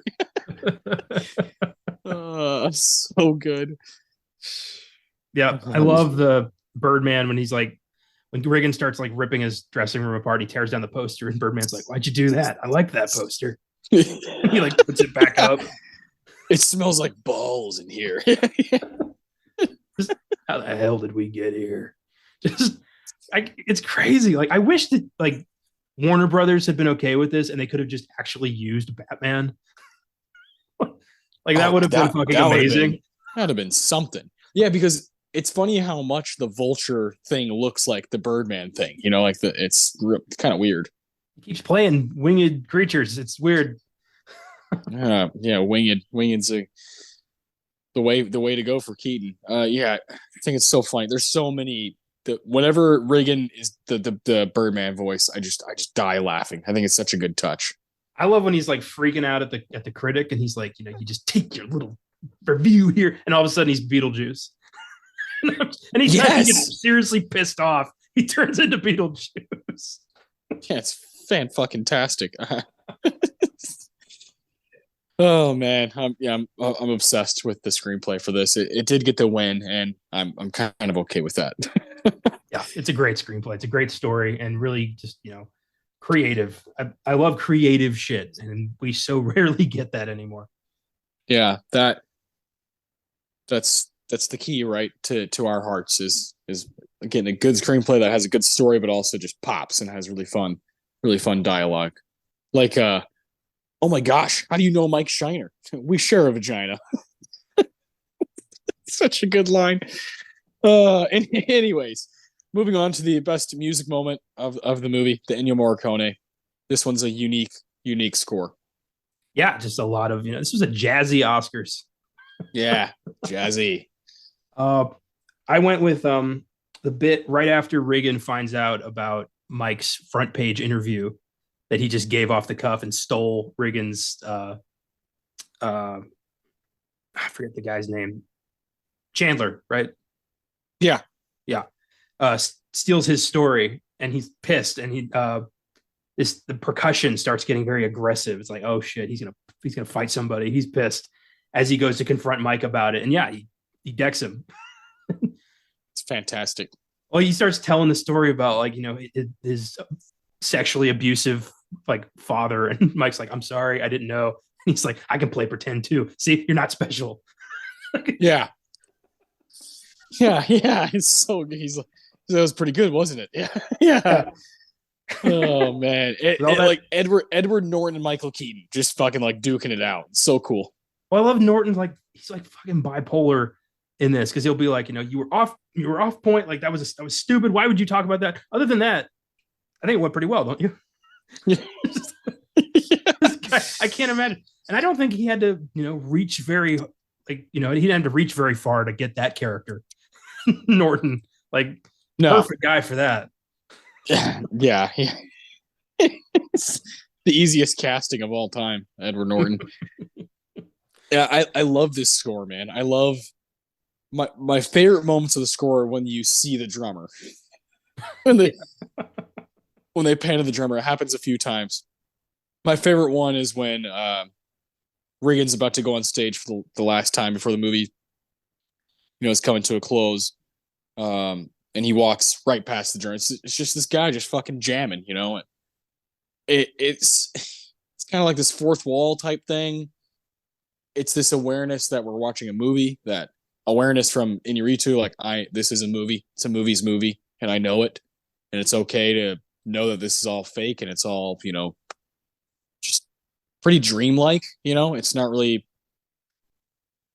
realistic at times, like you got Michael Keaton flying in the middle of nowhere. So I like that. I like that awareness from this movie, and like showing the drummer while like the camera's panning down the hallways or when they go outside is, I don't know, it's like just kind of like a wink wink thing, and I appreciate it.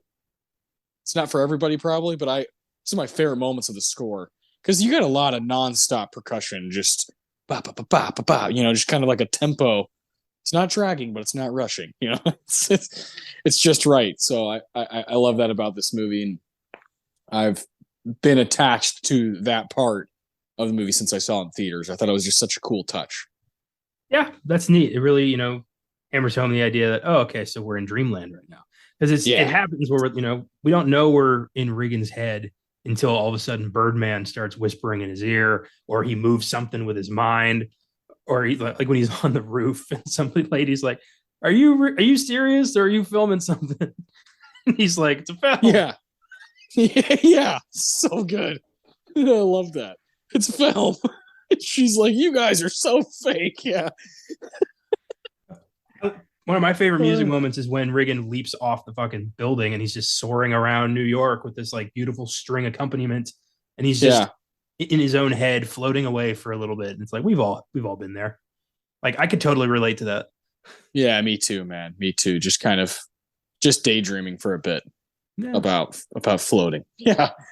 Definitely been there a few times. I feel like I used to go there more often when I was a kid, but that's, I guess this is growing up. What's your favorite performance of the movie? I can't not give this to Michael Keaton. Totally fair. Because he's, it's Regan and it's, Birdman. Just this, fucking devil on his shoulders being like, be an asshole, be crazy, you want it. It's great. But also just, I love, his performance as Regan, this actor at the end of his rope who's pretty much, done, but can't accept it, trying to revive his career on Broadway, and all the respected actors think he's full of shit. And he's just trying, he's like, I got one spark left and this is what I'm doing with it. And it's driving him completely insane. And I think Michael Keaton sold it. I was so happy to see him again. And I'm glad he became Academy Award nominee, Michael Keaton. And I think it's a fantastic performance that grounds this movie in some weird, oddly shaped reality. Yeah. Well said. I love that. I don't think you can go wrong picking Michael Keaton, but I got to go with my guy Worm. Got to go Edward Norton. Yep. On this one, he's playing himself, but God, I love him. I love him so much. He's so necessary. Once Mike Shiner comes into the movie, it becomes very, very entertaining. Like right away, he's just being a complete asshole, and like when he just straight up gets naked, and the guy who's like doing the costumes is like, what are you doing? He's like, well, I'm getting ready to be fitted. He's like, or I'm standing here with my cock out. It's your call. When he goes up to the roof to smoke with I think her name's Leslie, Emma Stone's character. Those are great. Those are great scenes. The truth or dare scenes. I love when he's like, I'd love to take out your eyes and put him there and like see the streets how I used to see him at your age. And there's like that serious part of him, but then there's like the crazy, completely insane guy on stage when he's like, the only thing that's real on the stage is this chicken, so I'm going to work with this chicken. And then he says, I don't know if you caught this. He says, man, that's a pretty good bird, man. I didn't catch that. That's great. Such a good little bit. He's like eating the chicken. He's fucking hammered. He's so drunk. He's like, well, yeah, look at this set. Everything's fake. And then everyone's booing. And he's like, oh, fuck you. He's like, put down your phones and have a real experience for once in your life. He's just so much fun. And one of my favorite kind of supporting performances from the year. In a strong year for supporting performances for sure. Yeah, he's one of the best. But man, you couldn't go wrong. You couldn't go wrong with Emma Stone here either. Emma Stone is incredible in this movie. I kind of forgot how powerful her whole ride is. I do wish there was a little more Naomi Watts, but this is Regan's story, and we're with Michael Keaton most of the time, and he's damn good. I've never seen Michael Keaton more in underwear than in this movie. He's in underwear a lot in Birdman. I've never seen Edward Norton hard, but here we are. Let's make it real. He's like, I'm rock hard. Let's do it right here. I love when they play out the scene and he gets up and he's like, what are you doing with the gun? And he's got a full on hard on, and everyone starts laughing. Oh, geez. I love when at the beginning the other like shitty actor, when he fucking like drops the thing on his head. Because Michael Keaton's like, God, he's the worst actor I've ever seen in my life, and that's how they get Mike Shiner. But that's such a fun little bit of the movie too. Oh man. One of my favorite little bits is when they're walking to a coffee shop and Mike stops at a bar and Regan's like, what are you doing? He's like, they have coffee here. And he goes in. And he goes, he's like, this is my town. And then those fans come up and are like, oh my God, you're Birdman. They take a picture with him, but not with Edward Norton. And he's they're like, do you mind? Like, have him take the picture. Do you mind? Oh man, that's so great. Which if I saw those two guys in a bar, I would fucking freak out. If I saw Michael Keaton and Edward Norton just hanging out, having a drink, having a martini, I would start drinking martinis with them. What does he say? Popularity is the slutty little sister of prestige. Yeah, something like that. Yeah. I was looking at that earlier too, because that's a great, popularity is the slutty little cousin of prestige. Yeah. Little cousin. That's such an, I feel like Edward Norton like has that like on a little card in his wallet. Like he believes it. Yeah. Yeah. Like I bet he pitched that to Alejandro. I was like, hey, what about this? In character. He's like, what if Mike, being me, said this? This whole Mike Shiner thing, I was thinking if I could just be myself. That's so good. Yeah, this movie's great. Performances are a big reason why. So yeah, you got Keaton, I got Norton. What's your Deacons? Best scene in the movie? I love the scene where Regan locks himself out of the theater. I love that so much. He's in the robe gets stuck in the door. He can't get the door open. He walks out in his underwear, nothing else. People are stopping him for fucking autographs, and the one guy's like, don't be a dick. And Regan's like, all right, and signs it real quick. Yeah. And it makes him look insane, and people are like, you suck. And he's like, fuck you. Yeah. Gets in the theater, and then comes in from the back with his fucking finger, like trying to do the scene. He's like, bang, bang, bang, like trying to do the knock. It's so good. All the people in the crowd are like, what in the hell? I love, my favorite moment is when like the prop guy just passes him a real gun. Yeah, He's I like, love ah. that. I also love that. I love how the guy, that one guy who's like right next to like the left side of the stage, is always watching Family Guy. It's so awesome. Just this big old dude, like always eating and watching Family Guy, like right next to the stage, just hanging out. Such a good touch. Like this movie's full of just little touches that are great. I I I want a poster of Michael Keaton in underwear with the wig on, with the handgun, the finger gun. I want that. I wouldn't put it up, but I just have it. You know, in case I ever meet him, I'd want him to autograph that. Oh God. Yeah, Uh, it's great, and it really kind of just epitomizes his whole deal right here. It's like things keep going bad at every preview, and then here he's like just in his underwear running through Times Square, trying not to look insane, and yeah, just still trying, still like I'm gonna do this, no matter how much fate wants to fuck me. I'm gonna do this. yeah, yeah, it's incredible. It's an incredible bit of the movie, and all because you wanted to have like a few drags of a cigarette. That's it. That whole scene happens, and he goes viral on like Twitter or whatever because it's just so good. Oh man, this movie's great. My favorite bit is you alluded to it earlier when he's arguing with Tabitha, the critic in the bar. Mhm. It's like such a good scene.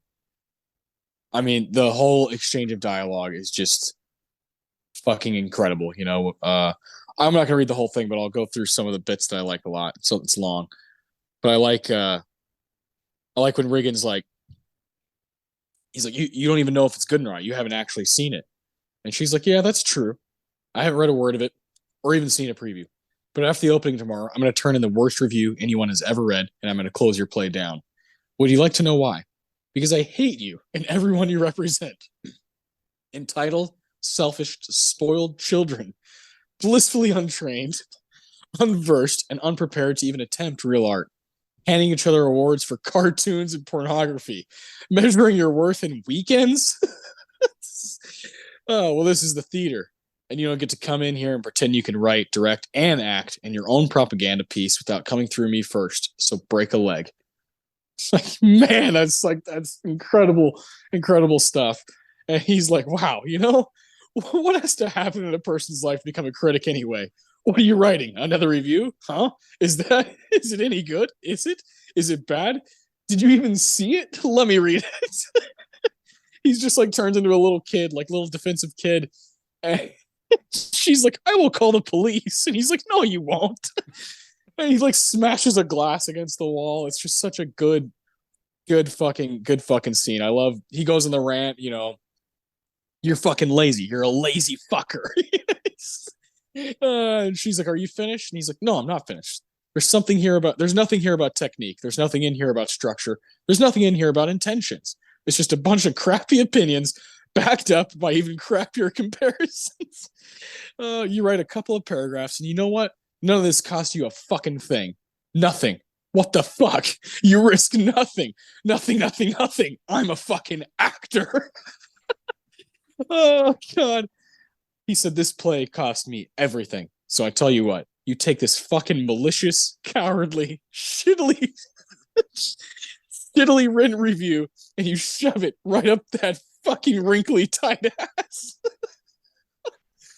And she leaves, he leaves, he gets hammered and falls asleep like on a stoop. And that's when he wakes up to Birdman, like, we don't need them. you know, he like looks like shit and he's just walking through New York and he's like, what the fuck am I doing? It's like such a good scene. She pisses him off so much, but she clearly gets to him, calls him out on his shit. He calls her out on her shit and kind of just takes the whole movie thing, like the whole movie and theater and acting and all that stuff that we're obsessed with, and is just like, look how fucking silly it all is. Like, look how dumb and silly all of it is. But I love it. I'm so into it. I'm so passionate about it. I just don't care, I just love that scene. It always makes me laugh, but also think. And that's kind of the point of this movie. I love that she has the last word. You're not an actor, you're a celebrity. And then just walks out, just leaving him with that, like, you don't even belong here. And he's just like, he can't say anything because in his core, he knows she's fucking right. Because that's what everyone else is basically saying to him is like, just do Birdman 4. Go where you belong. Yeah, it's incredible. Yeah. It's like, man, yeah. And this is going to happen forever. It's always going to be, does this guy really deserve to be a writer, director, whatever, do his own thing and like have his own vision when he hasn't really given anything other than being some kind of, piece of IP? It's like an interesting debate forever. That's always going to happen. It's happened with all kinds of guys, that come through and all of a sudden it's like, wait, Ben Affleck gets to like direct and write his own movies? Who's backing that? It's like, well, let him prove it. Let him show what he's got. Yeah. But, to her credit, like, there are a lot of people out there who, start out in, blockbuster franchises and come up thinking they're the equal of people like Daniel Day-Lewis or Robert De Niro. Yeah. And they're not, but they have this ego of like, oh, I'm one of you. And they make their shitty products thinking like, oh, it's time for my Oscar. It's my turn.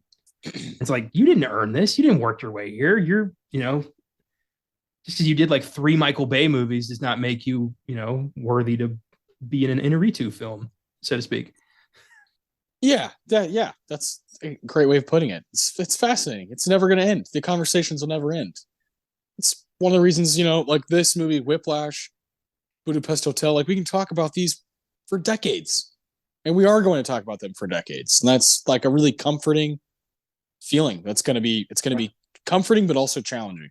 Whereas I don't think anyone's ever going to talk about Black Adam ever again. No, I never saw it and never will. Yeah.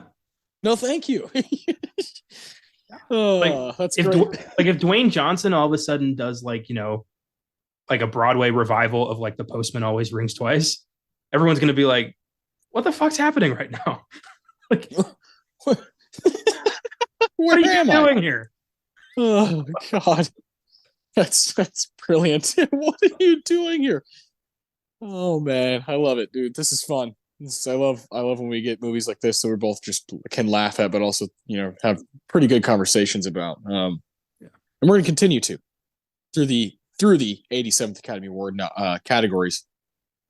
We'll start with we'll try to go through these relatively quickly, but we do both have stuff to say because we've seen all the movies. Let's start with best achievement in sound editing. I guess that's kind of towards the bottom. Typically what we do is we'll do the ones that Birdman was nominated for, and then later we'll do the ones that it won. Obviously we've talked about best picture, but it also won best director, best original screenplay, and cinematography. So we'll save those for later. For now, we'll start with sound editing. What from this group, had you seen all these before? Unbroken was the only first watch for me. Okay. And what'd you think? It was all right. It was kind of forgettable. Yeah. Didn't really. Fine. Yeah. I've seen it done better before.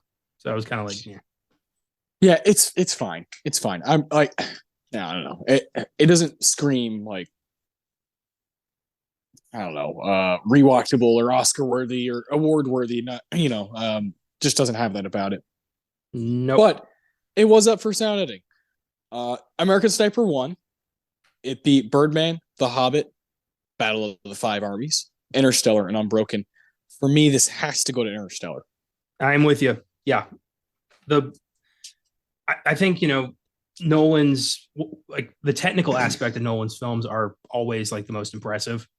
And Interstellar, I feel like didn't get enough credit for the design of the film. So I would give it to Interstellar. Yeah, Interstellar didn't get enough credit, period, at this Oscars. I would put it over 4 of the 8 movies that are in the Best Picture category. I'd put it ahead of Selma, Imitation Game, Theory of Everything, and American Sniper. I just think Interstellar is like really good. And I'm not a big Nolan guy. It's just a great movie. Sound mixing. Whiplash takes the win, beating American Sniper, Birdman, Interstellar, and Unbroken. So similar category here, similar movies. Whiplash not up for sound editing, but it won sound mixing. Interesting. yeah, I don't think any Academy member could explain to me how the sound category works or has ever worked. No, Like, I don't think they know. no, nobody knows. It's just there. It's always been there. The guy who made it, he's dead. He's not going to tell us anything. Correct. Yeah, Louis B. Mayer, rest in piss. Yeah, I'm not Just taking a anything. big, just a big puddle of piss. Yeah. I'm not taking anything away from Whiplash. The image of that is so good. I heard that phrase for the first time when Rush Limbaugh died, and people were posting "rest in piss," and I'm like, that is a great term for people you hate. I love it. Yeah, yeah, it is great. But yeah, Whiplash takes it. I'm not taking anything away from that movie, especially in regards to sound design. So yeah, Whiplash takes that. Yeah, yeah, I'm with you there. And it is hard to compare. Like these other four movies have these like monster budgets, and Whiplash is operating on like donations and a pretty low budget, and they like had to go to film festivals. In fact, the short Whiplash, the short, it's like 15 minutes. Like they couldn't make the feature film. They had to make the short and show it to people and be like, "Hey, this is just like two scenes from the movie. Can you please give us some money?" And like we want to make this whole thing. And finally, I think it was at Sundance. Finally, they're like, "Yeah, yeah, we got you. We'll give you, we'll give you a couple $1 million, and you raise the rest of the money and make your movie." And it ends up being, this huge box office success as far as like low budget films go. It made like $50 million at the box office, and now people talk about it forever. And a big reason why is because they took care of these technical things. They took care of it. The music sounds so good, Yeah. Giselle, coming from a musical background, is gonna take care of that shit. Yeah, yeah, it's really cool. So yeah, I'm with you. Sound mixing, sticking with Whiplash. Let's see. Best. Oh man, the rest of these categories are fucking bangers. All right, here we go. Best actress in a supporting role. Miss Emma Stone was up. That's why we're talking about it. Okay, now it's gonna get interesting. We're kind of skipping. We just skipped so many categories: sound editing, production design, hair, makeup and hairstyle, film editing, costume design. Original song, original score, best animated short. Oh, we're just skipping like 14 categories to go on up to the major categories here, and that's quite all right. Here we go. I like this group. Patricia Arquette for Boyhood with the win, beating Laura Dern for Wild, Keira Knightley, Imitation Game, Emma Stone, Birdman, and Meryl Streep, Into the Woods. Meryl Streep, it's a complete gimmick. One of those nominations that she got that's just like, yeah, she's Meryl Streep, so let's give it to her. But the others, pretty deserving. Yeah, I agree. I watched Wild and Into the Woods for the first time for this. Into the Woods is one of the most unnecessarily complex Disney movies I've ever seen. I don't know who got any enjoyment out of that, but I'm never watching it again. Wild, I enjoyed. I thought that was a very interesting kind of retrospective film about, just what it really means to hit rock bottom. Yeah. Actually made me want to, try out hiking. I was like, looks rewarding. Yeah, I want to learn. Yeah. I'll probably die alone in the wilderness like that kid from Into the Wild, but I'll know when to say no. Yeah. I'll know when I'm like, I'm out of food and I don't know where I am. I'm gonna go flag someone down. Yeah, I want some fucking In-N-Out. Anyway, Patricia Arquette's great. I would give this to Emma Stone. Okay, that's fair. She's lights out. Yeah, she is. Just a perfect, I think you said her name was Leslie earlier. It's Sam. Oh, I don't know where the fuck I got that. Yeah, Sam. But yeah, she's just, she clearly was raised in a weird situation where her father was a movie star and her mother was, around. So she had to just kind of learn to hate her dad and is now working for him as his assistant. And it's weird. It's awkward the whole time. Every interaction between Keaton and Stone is just, father-daughter weird.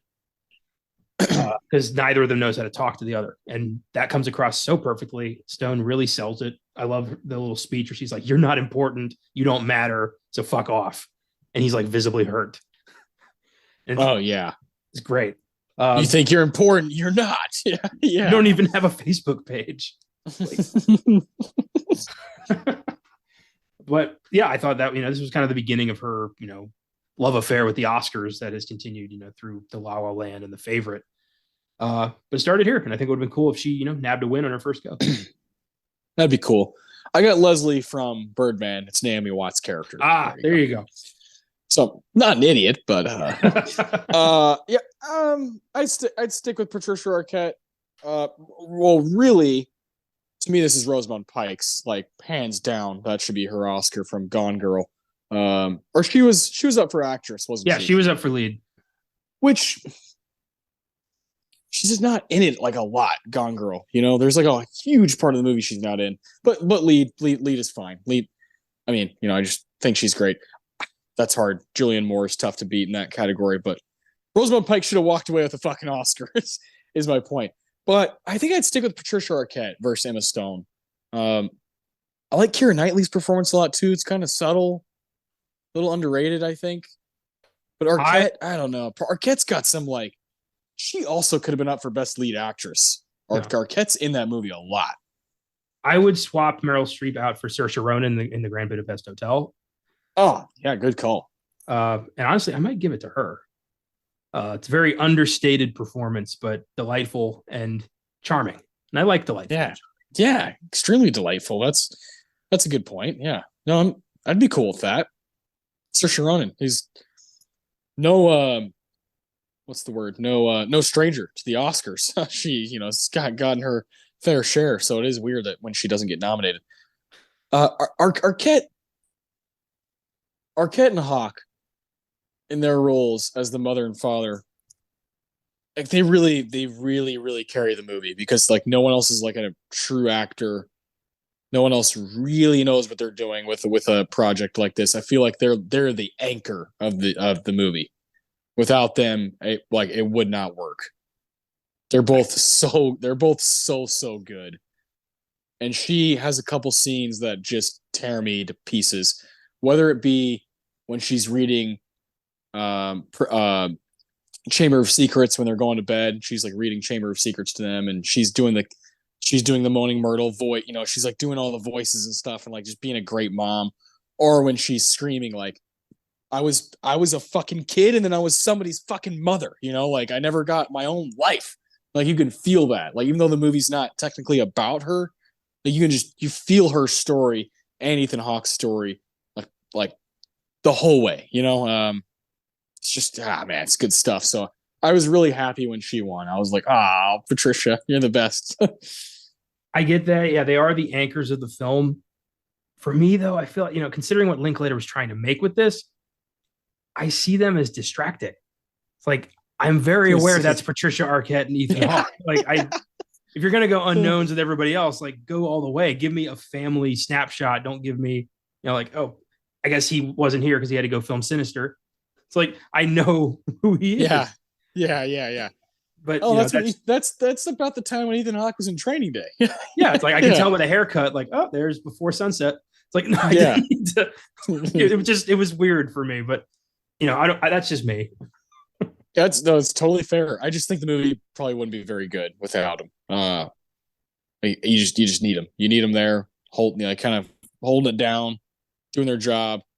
Ethan Hawke is like unbelievably good in it. Like, there's no need. It's like not necessary for how hard he's trying in that movie. That's really cool.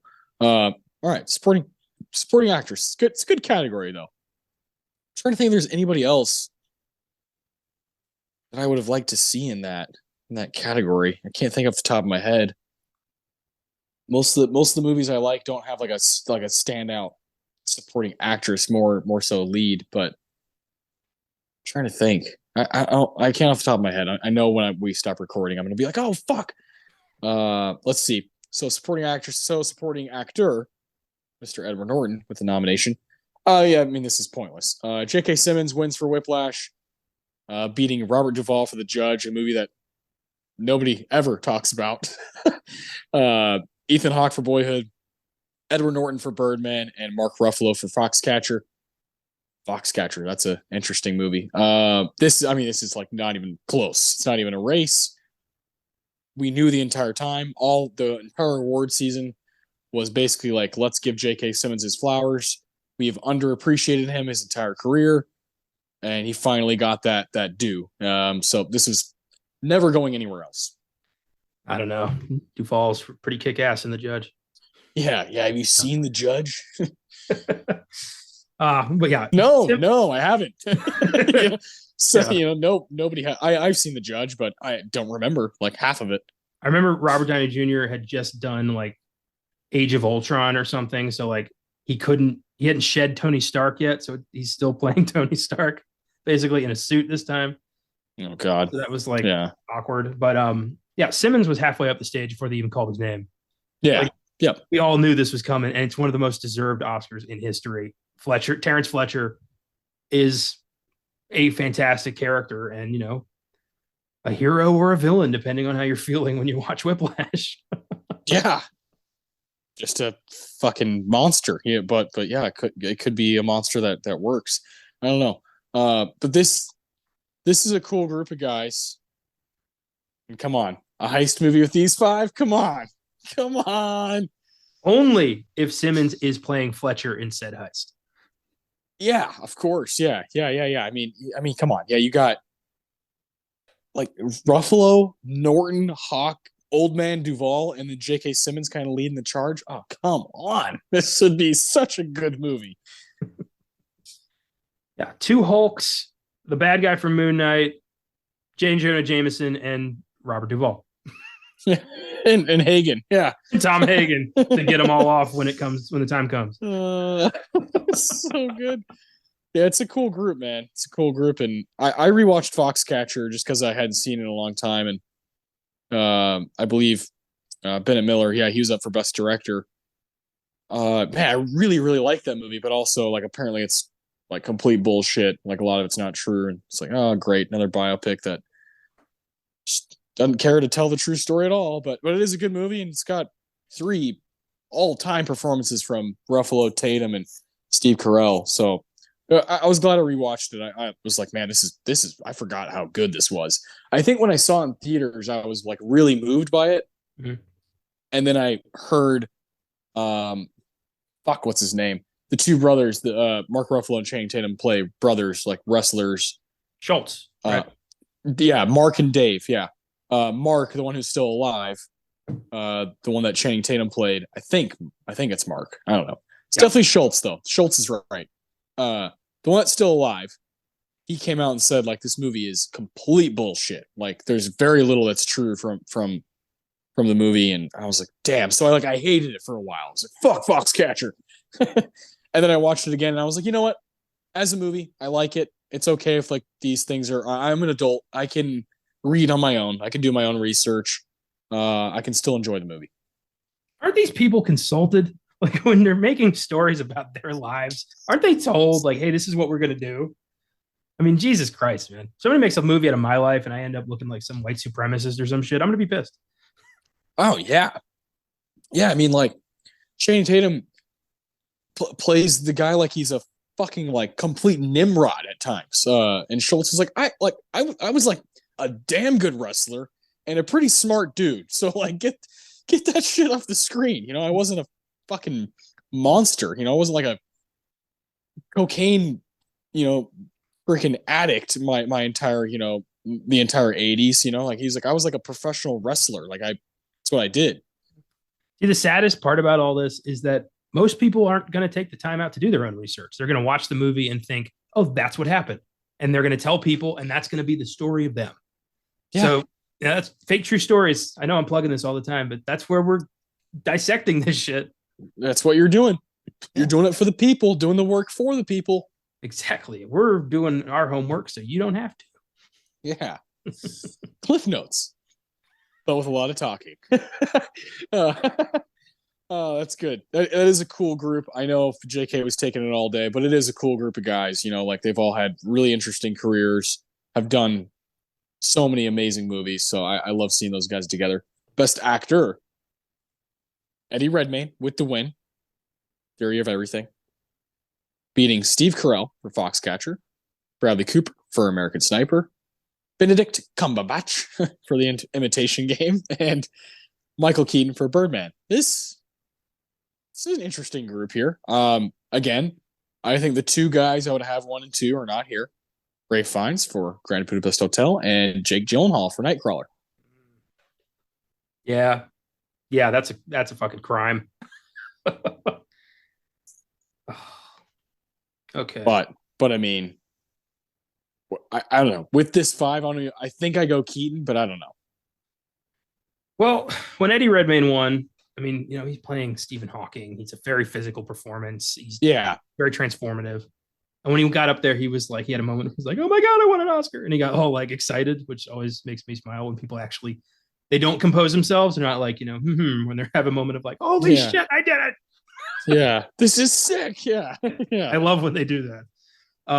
But I was and am still in Keaton's camp. I wanted him to take that so bad. Like that was it. That was the chance. That was, I was like, this is, it would be a career Oscar, but it'd be a deserved career Oscar.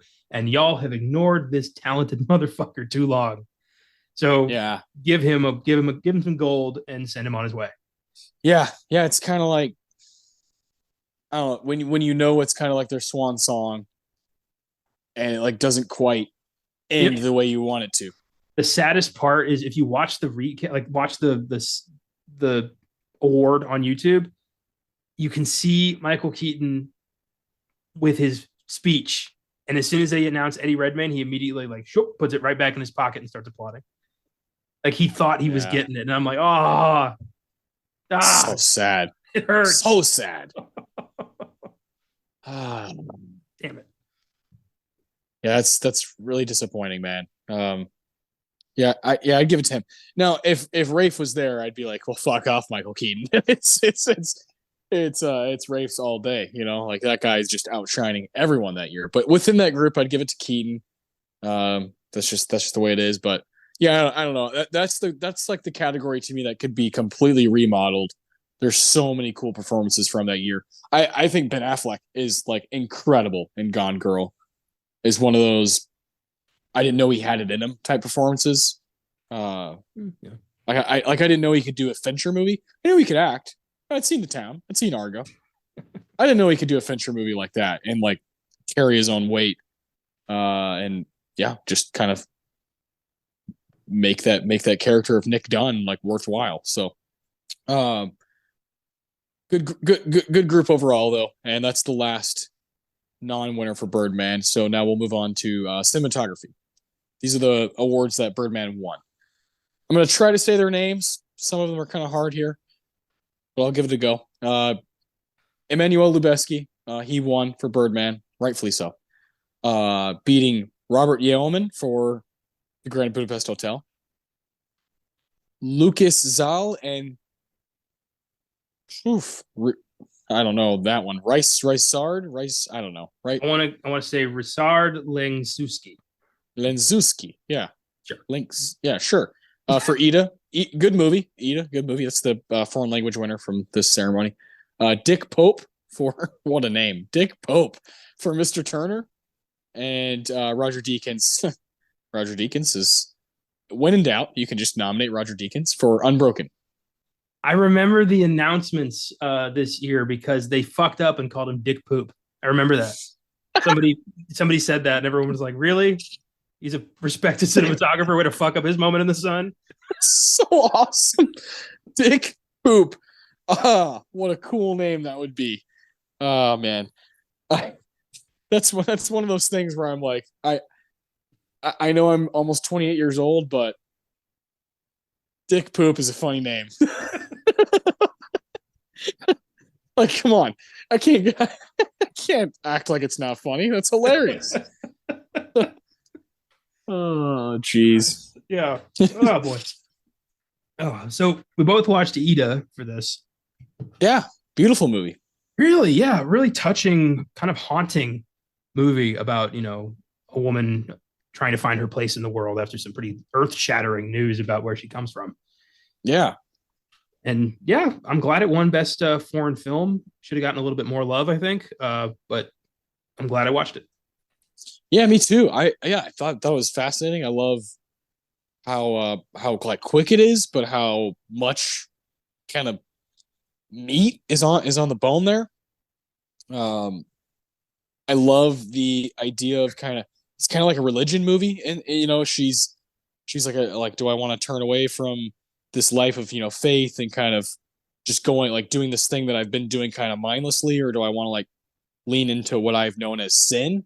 And she kind of like plays with that, and the end is kind of ambiguous, and you're kind of like, man, that was a good movie. Yeah, all right. I was glad I watched it. That director, Pavel, what's his name? Polish guy.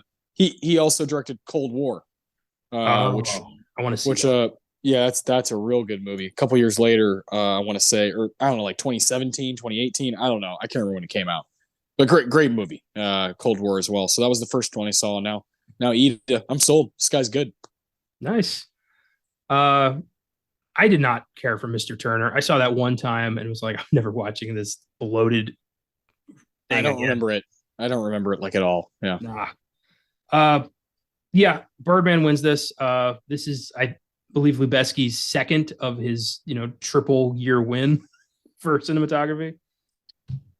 Yeah, it's never been done before, right? The guy's just got an insane resume when it comes to the movies that he's shot. He's probably my favorite cinematographer of all time. He just always using the elements, always using natural lighting. And Birdman, there's just some scenes where, like when Michael Keaton's on the stage and the light's facing him, and you can like see the spit coming off his mouth, and you're like, man, that looks so good. Like it's just incredible, like what he's able to capture, and he's the best at using lights. He's just knows his lighting like better than anybody else. So I'd give the win to Birdman for sure. Nice, yeah. Gravity, Birdman, and The Revenant. Saw Lubeski walk up there 3 years in a row, and that's just and all three are fucking well deserved cinematography movies. So good work, man. And it's cool that he's working with Cuarón and then Iñárritu, these Mexican just giants of filmmaking. They have this cool like kind of bond and connection.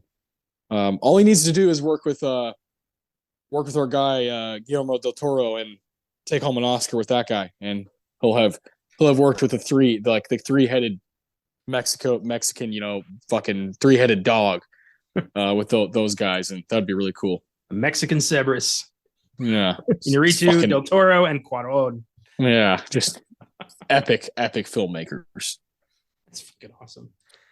Yeah, I love it. Is there any other cinematography you'd shout out? Like Inherent Vice to me is shot just fucking like it's incredible how good Inherent Vice looks. I wish I would have got a nomination. I think Interstellar. Yeah.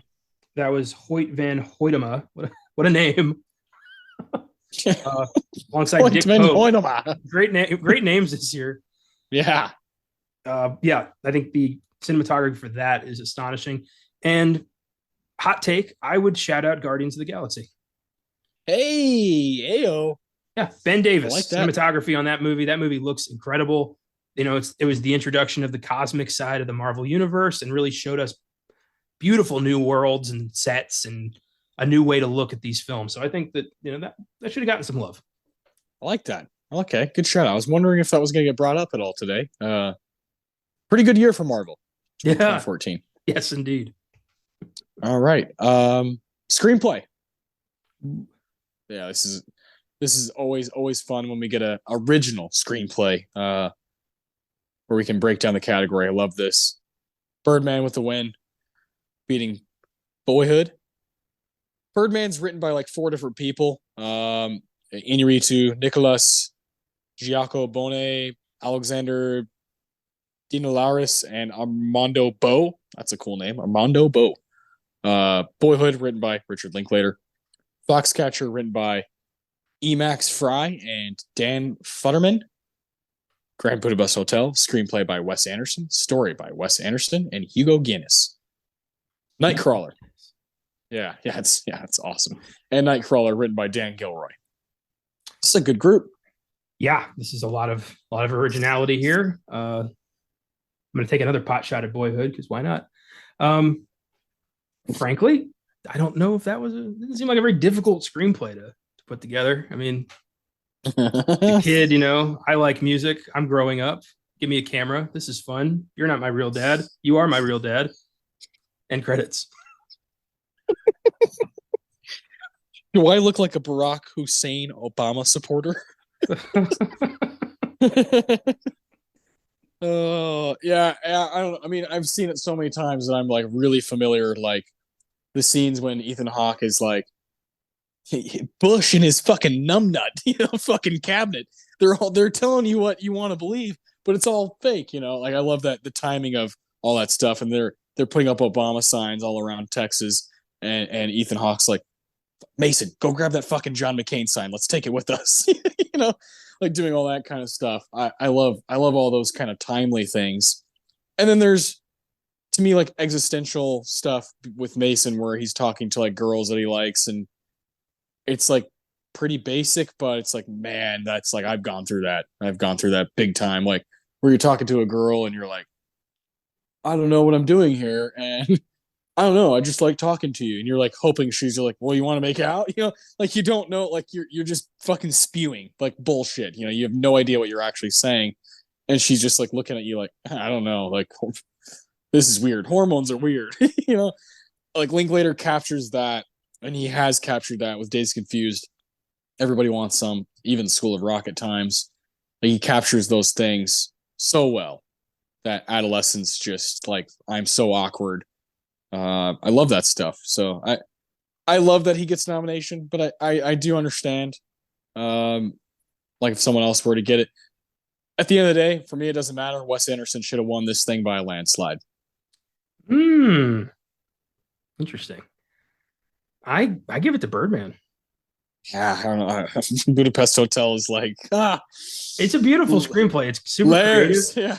It's great, but Birdman has this it factor, like somebody threw a symbol at Inarritu's head once, and it just he was driven to write some good shit, because this is just it's a movie that attacks the nature of celebrity, which Caleb and I just talked about on our I'm Still Here Beyond the Bad episode. Nice. So that's kind of fresh in my head, and I just love the way it's tackled. That's kind of a half dream, half real situation. And it really, shows theater people at their best and worst. And it's a great movie about just the process. And I love movies about the process. Yeah, movies about plays. Yeah. The creative process is one of the hardest things to capture on camera because it's different for literally everyone on earth. Everyone who's creative has a different way of being creative. So when you get a glimpse into somebody else's, it's cool to kind of see how the wheels turn.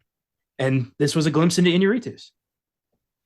I like that. Yeah, no, it's a good stance. I think I think Budapest Hotel has the same kind of like hilarious nature to its screenplay as Birdman does, where you're laughing every 5 minutes, but it's just smarter than anything from the year. It's just I'll start by saying this: Damien Chazelle should have been up for Best Original Screenplay, but because they do adapted, because he's taking from his own short. Very dumb, very stupid. I would actually probably get to Whiplash because there's stuff written down there that no one else has the balls to write down. 100%. It's bullshit that he got kind of thrown into the other category because he had to make a short film to even sell this thing. And lost still in Best Adapted. Like, fuck off. Come on. But that's who I would give it to, and who I do think it deserves original screenplay, because it is an original story about fictional characters. But Budapest Hotel, just like what we were talking about, where it opens up with a girl reading a book, and then Tom Wilkinson's introducing things, and you're like, oh wait, what? But it all makes sense. That's, again, credit to Wes Anderson's just mind and knack for this stuff. He's so good at it. You would think at first glance that you have to be a certain kind of film snob to watch Wes Anderson movies, but then when you watch them, you're like, this guy's easy. This guy's fun. This guy's just having a good time. Yeah. Wes Anderson is like grandma's cookies. It's like, it's pleasant. It's a good time, makes you feel nice, and you get to just live in a fun place for a while. Going to grandma's house is fun. Yeah. Going to Wes Anderson movies is fun. Just always a good time. It's never a dull moment with Wes Anderson movies and me.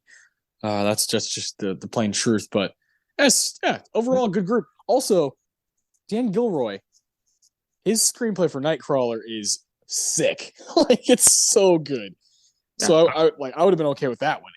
I was expecting you to lean into Nightcrawler. Real quick, I just want to say I said Raymond Chandler earlier for the play in Birdman. It's Raymond Carver.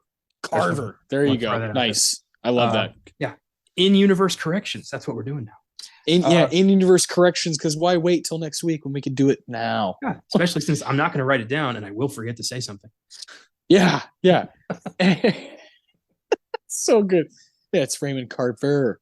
Yeah. Okay. I love that. I love that whole part of the story where they're like, Edward Norton's like, what are you really doing here? Like, are you really trying to adapt Raymond Carver? You fucking idiot. Like, it's so good.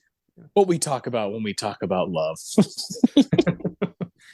But yeah, Nightcrawler is an unpleasant, dark place to go. And I'm glad it's here. I'm glad it's represented, which means one day we're going to do it. But it's a lot. Like, I can understand it not getting the win because it's upsetting. Fuck yeah, it's upsetting. Jake Gyllenhaal really likes doing just depraved movies. He really likes being in the world of just fucked up shit. God, I love Nightcrawler.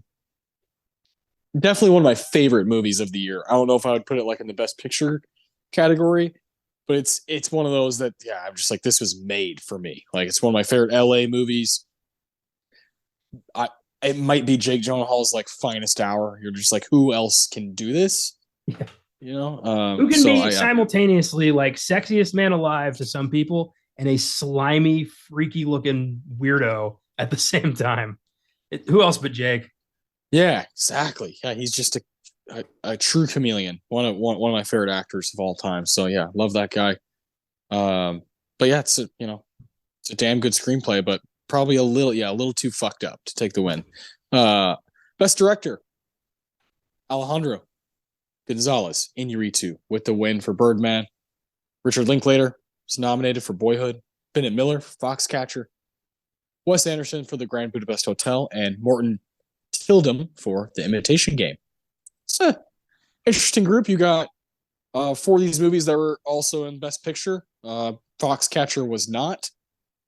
It's always interesting when they make director but not Best Picture. It happens. It's usually like one every year. There's one that's like kind of like, oh, where'd that come from? But I do like that. I like that they're trying to separate it in some way. That like the direction of a movie is different than the movie as a whole. In that case, or with that being said, I'd give the win to Iñárritu. Birdman's just a fucking triumph. Like, and he is maybe at the apex of his game. With this and The Revenant, like, you just can't take him down. You can't take him off his pedestal. He's staying up there. He's doing his thing. He's up his own ass, and I love it. I love a back-to-back win. I love that Iñárritu takes it again the following year for The Revenant. I don't want to take away a back-to-back win, and this may surprise you, but I would give this to Linklater. Well. How the tables have turned. I know. So I've taken a lot of shots at Boyhood tonight. I've criticized the screenplay. I've criticized having, a mixture of real actors and unknowns. But when it comes down to it, Richard Linklater directed a 10-year project to fulfillment and gave us a film that is unique, that is unlike anything anyone's ever done before. And I think he should have been rewarded properly for that. No one else has ever done shit like that before. That is amazing. So give him his due. Let him walk away from this project with something to show for it, because he earned it. Okay, I like that. I like that argument. I'm not going to complain about that. Yeah, no, I hear you, man. Like, you're the captain of the ship, not just a ship for a few months, a ship for 10 years. You're the one who has to kind of keep in context with everybody. Like, hey, what weekend? Can you imagine aligning everybody for one weekend out of the year? Like, just like seeing like what weekend is everybody good for this? Well, that and also like if you lose the footage you did in 2006 and you're in 2012, the project's fucked. There it goes. It's over. Like you've got to be so certain and so careful with what you're doing to have something like at the end of the rainbow here. Like it's pretty admirable that he had that kind of patience and that kind of commitment, and he was able to convince other people, an entire cast and crew, to get on board with this, and producers to finance this.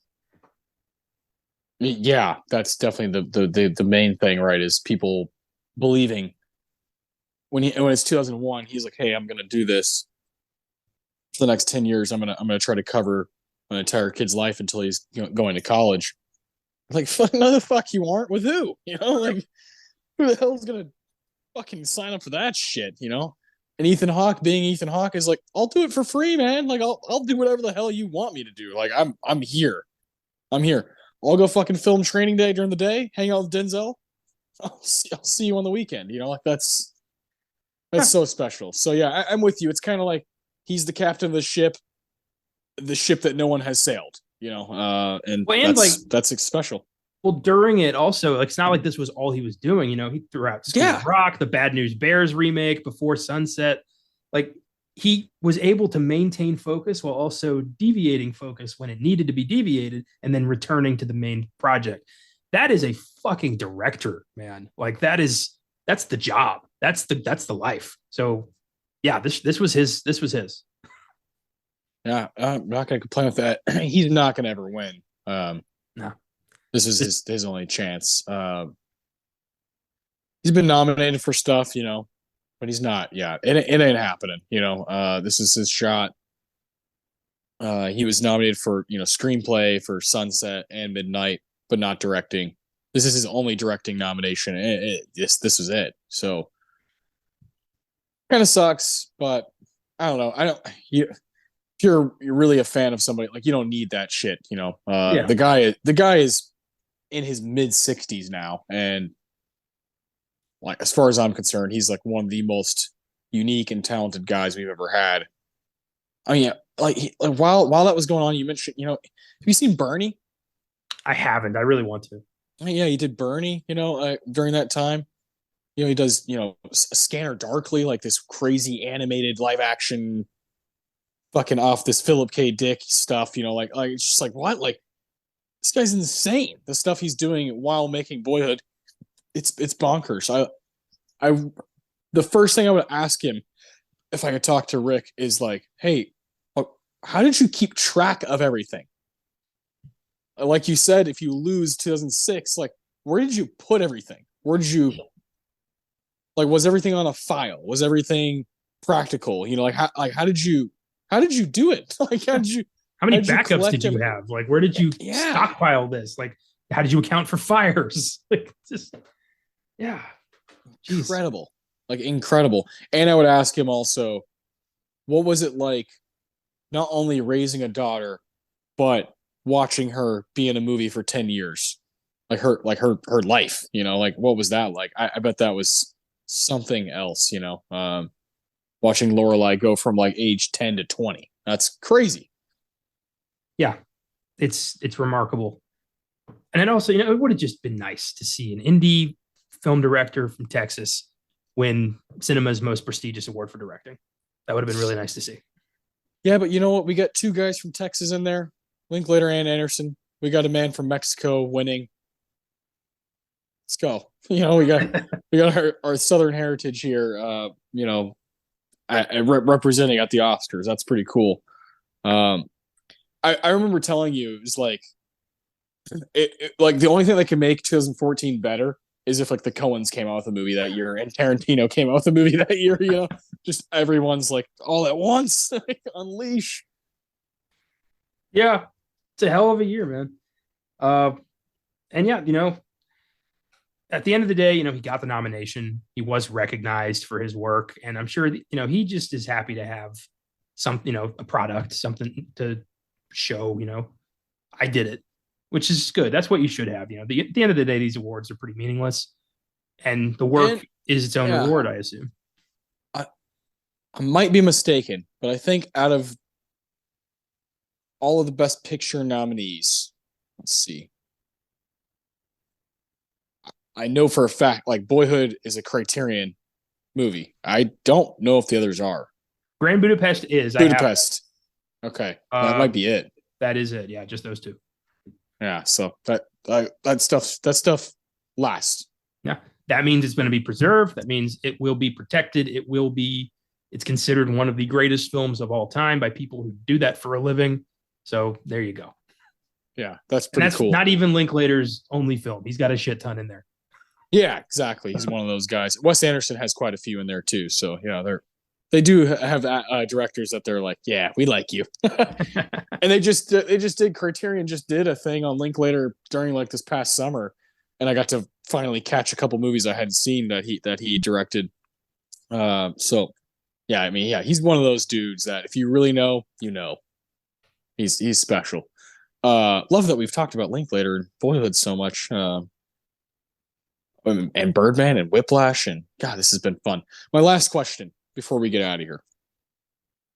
It's my favorite thing to do on Best Picture Showdowns. If you had to cut the category to 5, anything that you want, what are you going with? Whiplash. Yeah. Grand Budapest.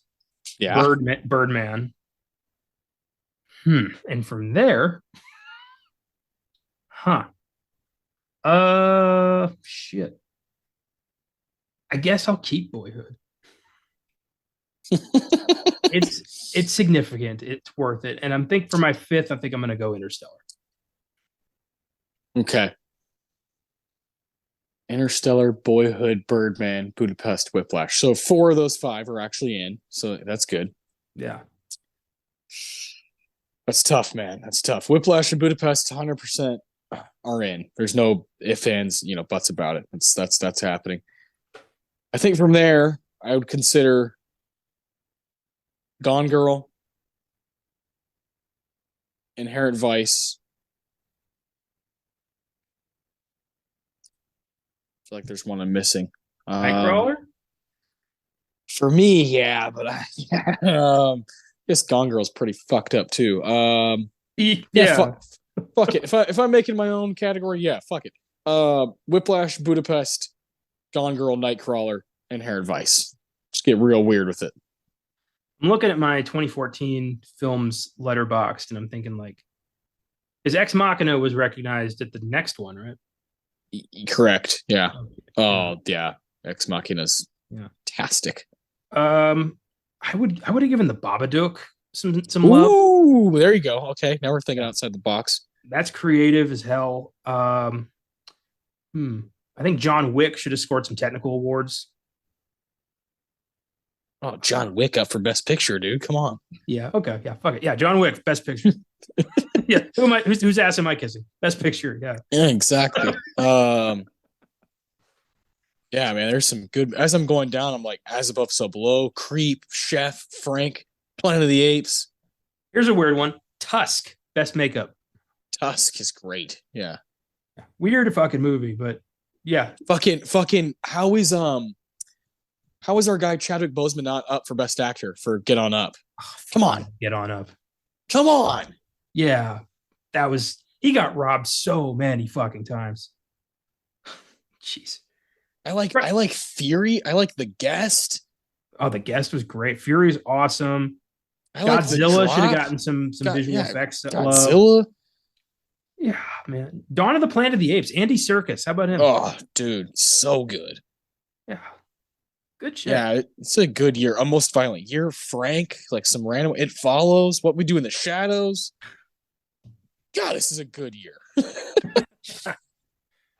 Yeah, man. I could just look at Letterboxd all day and be like, oh yeah, this is how I remember what was good and what wasn't. But yeah. I think point being, with this year, they did nominate some damn good movies for Best Picture. Like, it's not a bad group by any stretch of the imagination, and you get, in my opinion, two of the contenders for like top 10 movies of the decade with Whiplash and Budapest Hotel. You know, I mean, you look at any year from the 2010s, and those two movies are going to rival whatever you can put out. You know what I mean? So that's special when you get two movies like that in the same year. It feels like that happens every decade. There's always a year where you're like, why did those two have to come out at the same time? No Country and There Will Be Blood. Why do y'all have to do that? You know, Yeah. why did yes, Pulp Fiction and Shawshank Redemption. Yep. Why did That's y'all the have first to one do I that? go to. Yeah. Yeah, man, that's just how it is. Like Chinatown and The Godfather 2. why did Jaws and One Flew the Cuckoo's Nest have to come out the same year? Yeah, god damn it. That's the game. That's the game we play, my friend. No, this has been fun. This has been a good showdown. Glad we could get to it. We had to release it a little later, but you know we got to it because you and I we did a lot of homework. We wanted to make sure we got these thoughts out there before we lost our own minds. Let's see. On Wednesday, FILMGAZM podcast going to be doing Signs. Nice. That's a creepy fucking movie. Yeah, the Shyamalan week because Knock at the Cabin comes out on Friday. Okay. And we don't know if it's going to suck yet, so we're going to just go ahead and celebrate what we can. But Signs it might be my favorite of his work. It scared the living fuck out of me when I was 7, and I never looked back. So yeah. Yeah, I like Signs, and I really like some aspects of The Village. It's not a great movie, but there are some moments that are great. So yeah, that's a good shout out. On Beyond the Bad, The Happening. Yep. Oh boy. We had options for our Shyamalan Beyond the Bad. There's a lot of contenders there. We could have done The Last Airbender. We could have done After Earth. We could have done fucking Old. Like, they were contenders, but we decided to go where everyone first realized, okay, he might be a one-trick pony, and that's The Happening. So I've never seen this. I've never bothered to sit through this dumpster fire. So here we go. Oh, there you go. And then we're finishing it off with The Sixth Sense next week on this show. Oscar Sunday, 1999. It'll be the sixth 1999 movie that we've covered on Oscar Sunday. And from the wise words of Connor on the Mummy episode, you said, when in doubt, go back to 1999. If your back's against the wall, 1999. You're always going to get some gold out of there. Wise man. I agree. Yeah. Yeah. And I'm doing that one with Caleb. Yes, I will be in Los Angeles next weekend, so I will not be on the episode. Sixth Sense is a movie that we covered a long time ago on FILMGAZM, so we're bringing it over here properly on Oscar Sunday. You and Caleb can dive in, give some awards out, and finish off the M. Night week. Yeah, it's going to be fun. We were going to do some kind of like top 5 M. Night Shyamalan, but we realized we'd have the same 5 movies because he's only got like 5 good movies. So kind of pointless there. If that, yeah. So we're just going to kind of, look at the 99 Oscars, talk about, Bruce Willis and Haley Joel and Toni Collette, and just have a grand old time. Yeah. The only way to do M. Night is if you had multiple people and you do a draft to where some of you get stuck with shitty movies, and you're just like trying to fuck each other. That's the only way. I feel like I would just stop participating. I'm like, I don't want those movies to touch my good movies. Like, get out of here. It's like you're playing dodgeball and like all the kids suck, and you're like, fuck, can I play by myself? Oh, that's great. Yeah, he's one of the few directors who has, graced the Oscars and the Razzies. And we're going to kind of tackle both sides of his very strange career. Yeah, it's going to be good. It's going to be fun. I'm excited to hear all what you guys got to say. I'm excited to go to Los Angeles and have some more stories to tell. And then I'll be back the following weekend. So you won't see me for a couple weeks, but we always got stuff going on. Follow us on Instagram, Twitter and Facebook at FILMGAZM. Check out the website. More importantly, check out Connor's fucking Letterboxd. His username is Connor95. Watching a lot of movies. In January, how many movies do you think you've watched so far? I can fucking tell you right now. Yeah, you can check. Diary. Fuck. A lot. Like at least 20, 25. I'm sure it's more than that. I've done like 27, so I'd be I would think you've crossed the threshold of 30. 36. Yeah, I knew it. Yeah, 36. 36. It's not even the end of January yet. So yeah, you're pumping them out. Yeah, I've done like 27 or 28. I was on track there, like one a day, and I was like, I fell behind. Like fuck. I want to try to do one a day throughout the year, but yeah, it's difficult. Got so many fucking interests. But anyways, this has been great. It was fun to talk about Birdman. More importantly, it's fun to talk about Whiplash. We've been wanting to do that for a long time. Connor and I, we've wanted to revisit Whiplash in some manner, and it was like finally we got to do it properly and talk about why we think it should have won Best Picture. So that was a blast. Thanks for joining me, Connor. You guys keep watching movies, and we'll see you guys on Wednesday.